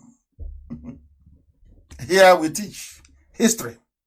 However, there was a man called Duet Pacheco Pereira who lived from 1460 to 1533. 1460 to 1533. He wrote papers that after his death were published as a collection called the Esmeralda. I want the pig to learn history, not rubbish. I teach you history for free. And as I'm teaching you, I'm giving you references. That is why the name Biafra is sacred to IPOB. None of you know, you don't know nothing about Biafra. You know about it. Tonight I teach you what it means to be a Biafran. He wrote papers. He lived from 1460 to 1533. Those papers were called Esmeralda. It included writings on Africa and the Americas, and they were published. Even before Christopher Columbus claimed he went and discovered America, the Portuguese royal court were discussing Biafra. Duarte wrote, I'm sure the pronunciation is right, wrote in his Portuguese letters that the channel of the river, the pilot, the coastline of the land coming out into the sea, he gave the latitude to be 11 degrees north of the equator. Now, if you look at 11 degrees north of the equator, which has changed over the years due to advancements in mapping and GPS, this coordination takes us now into the north central Nigeria, which is Idoma land. Are you listening to me? This is from Portuguese archives, scientific papers. You don't know what Biafra is. It's a Portuguese name. I look at them, I laugh at them. They know nothing. Absolutely nothing. They said this place is the confluence at Omampala. This very confluence where the water comes together. Benue River and Niger River. Elohim. So the land from Kogi down, as I have told you, Igala land. Hey, Chineke Nonyebere, a Portuguese writer, Duarte. His name is spelled Duarte. The inhabitants of this country, they are called Biafraes. The spelling is Beafares. Hell, Unukelem Chineke Nabinigwe. They wrote, The same boundary that I told you. I told you Igala land is Biafra. I told you that Idoma land is Biafra, which is Lower Benue. I told you that was exactly the same place that God Almighty in heaven stopped the advancement of the armies of the north under Queen Amina in Zaria almost 300 years ago. Did I not tell you that? And you tell me about map. They have not read. The LNC, they have not been to any library. They have not done any research. People talk rubbish. They don't know what they are talking about. They don't know what Biafra means. They don't know how deep Biafra is in the spiritual realm. They have no idea. That is why Facebook is mad now. But I must preach the gospel of heaven. Elohim gave me a mandate to preach. And that is exactly what I'm doing. A message from heaven to the living. Indisputable. Geography, history, politics, government, all weaved into one. Religion as well. That's it. Kogi State, Benue, from where I told you, Igala land, Idoma land is Biafra. Even according to the Portuguese, they called it Biafra, yes. And we are subject of the king of the Mandingos. They were very black and many were naked and others wore cotton cloth. Hey, oh my goodness, they even bought some slaves from there. Why Elohim is angry with us.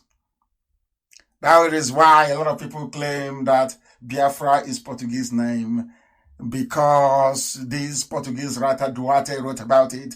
That when they came, they couldn't pronounce our name properly, which was Biafra. Afara, my village. They named it Biafra. So the land from Kogi down to the Atlantic is Biafra. Duarte wrote that the island at the mouth of this bay, being the bight of which is Bonny, and the mainland. Now listen very carefully. They have 5. He described everything. He described, this is Portuguese, so Portuguese described everything. You know what they said? Duarte said, he said, the inhabitants of this land are Igbo. IGBO. Not Niger Delta. Not even Ijo. Because Ijo is a subgroup of Igbo. If they make noise, I'll prove it to them that we are all one people. Everybody came from Igbo. The Portuguese wrote that they're all Igbo people. And that Buta is the language of the Bantu tribe of Cameroon, of course. It is a mixture. I'll get into that later on. It is worth knowing that the Portuguese came looking for the Garden of Eden. I don't want to say this on air before they stop giving us, before they say that Biafra will not come. But let me put it to you this way. The white man saw something. That was why, one day I will tell you why they used Enugu as the capital of their administration in the East. Garden of Eden. One day I will teach you that, why Enugu was chosen. Hey, Elibe. The white man came looking for the Garden of Eden because they were told that Garden of Eden is at the center of the world. And the center of the world is Biafra. And they came looking for it. That is why they don't want Biafra to develop. And that is why the British thinks that any day Biafra comes, that the Messiah will come. That is their fear. If you don't know, let me tell you. So when Satan goes into a Yoruba man or a Fulani man and saying walk against, anybody walking against Biafra is working for the devil. I can tell you that. It's making me to become a bit emotional. I don't want to go. There are some things about Biafra that mere mortals don't know. Unless you are in the realm, you can't see it. It is there in all their papers. The white European, they know. They said the God of Eden is in Biafra land. And the British are afraid. If you give them freedom, that the world will come to an end. That was why I said that Biafra is the last miracle on this very earth. If you know what we encounter on a daily basis, you'll be shocked. You will be.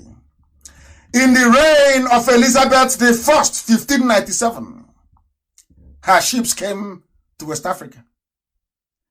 That was how the Portuguese And the president, they called it Biafra is. But I'm going to shock you this night from encyclopedia.com. Go to encyclopedia.com. And in encyclopedia.com, you enter Royal Niger Company. I want to tell you something. Because when Royal Niger Company came, the British decided to divide us and started to call us funny names like Niger Delta. That was how it came about.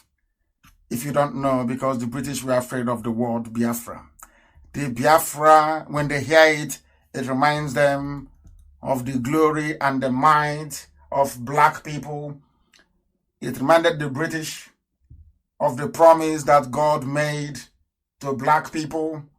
And the only way to keep black people down all over the world is to keep Biafra down. And that is a fact of life. That is something that we know.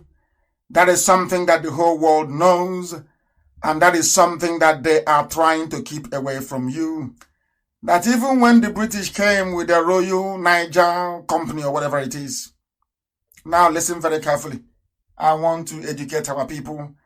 The Royal Niger Company came, they combined their functions, this is from English Encyclopedia. Please, I want to read this thing for you. East trading prowess opened up the territories of several communities and nations with which European trade had previously been only indirect. They mentioned the Urobos, Ukwane, which is Igbo, of course, Ibibio, and Igbo in Niger Delta. You want me to repeat that? This is the British. Hey, is the listening? All your upper, lower, upper Niger, are you listening to what I'm preaching this night? I'll read it again. Urobo, Ukwane, Ibibio, and Igbo in Niger Delta. I think on that note, I bring this program to a close. I bring it to a close because we have preached this very gospel this evening. And Elohim is with us. Let no idiot come and tell you rubbish about Biafra. I will publish the maps very soon, if not tonight, tomorrow morning. All the maps we have, Biafra, as the names are changing. And let me tell you why I would bring, or Elohim will bring Biafra in my time. Do you know why? Now, I want you to go to sleep with this. Our name is Biafra, which is B-I-A-F-A-R-A. My name of my village. If you take away B-I, which is the calling, you have Afara left, which is where I come from. And that is not a Portuguese name. It's a Biafran name. Afara. Afara means come and join. That's the meaning of it. So Biafra means simply come and join. Are you listening? I'll publish the map. So our names have gone from Biafra, which signifies our trip from the Afar region of Ethiopia, which is why we have light-skinned people in Biafra land and no other place in the coast of West Africa. They're all black as charcoal. Only Biafrans are light. Only a Biafran woman can give birth to somebody who is white, almost white. That's why we are light-skinned. The Fulanis got their light skin by, in those days, prostituting themselves to the Moors, to the Arabs. That's how it's a mongrel race, if you don't know. We got ours on our sojourn through Ethiopia. And our name followed us, Biafra, B-I-A-F-R-A. And the funniest thing, this Afar region of Ethiopia has been taken over by Islam. Isn't it funny that Islam is now coming to also take over the land of Biafra? Isn't it funny? Very strange. Our name changed from Biafra to Biafraese, which was a corrupt version of Biafra. Afara, Isama Faruku, where I come from. And you know how I know that is correct? Because that was where Biafra ended. Temporarily, that is. The last headquarters from where Ojukwu took off to Ivory Coast is in my village, in my compound. It's called Okpola Isiokwe, where you have Ojukwu bunker that BBC went to. Okpola Isiokwe means the very beginning of the people. Okpola means the very first place of that people. That was the last headquarters of Biafra, and from there, Biafra will rise once again. I thank you very much for listening. As always, we have demonstrated without any shred of doubt that Biafra is our religion. Here on radio, Biafra is where we worship, because Elohim is our God. I thank you very much for listening, and from me, from here,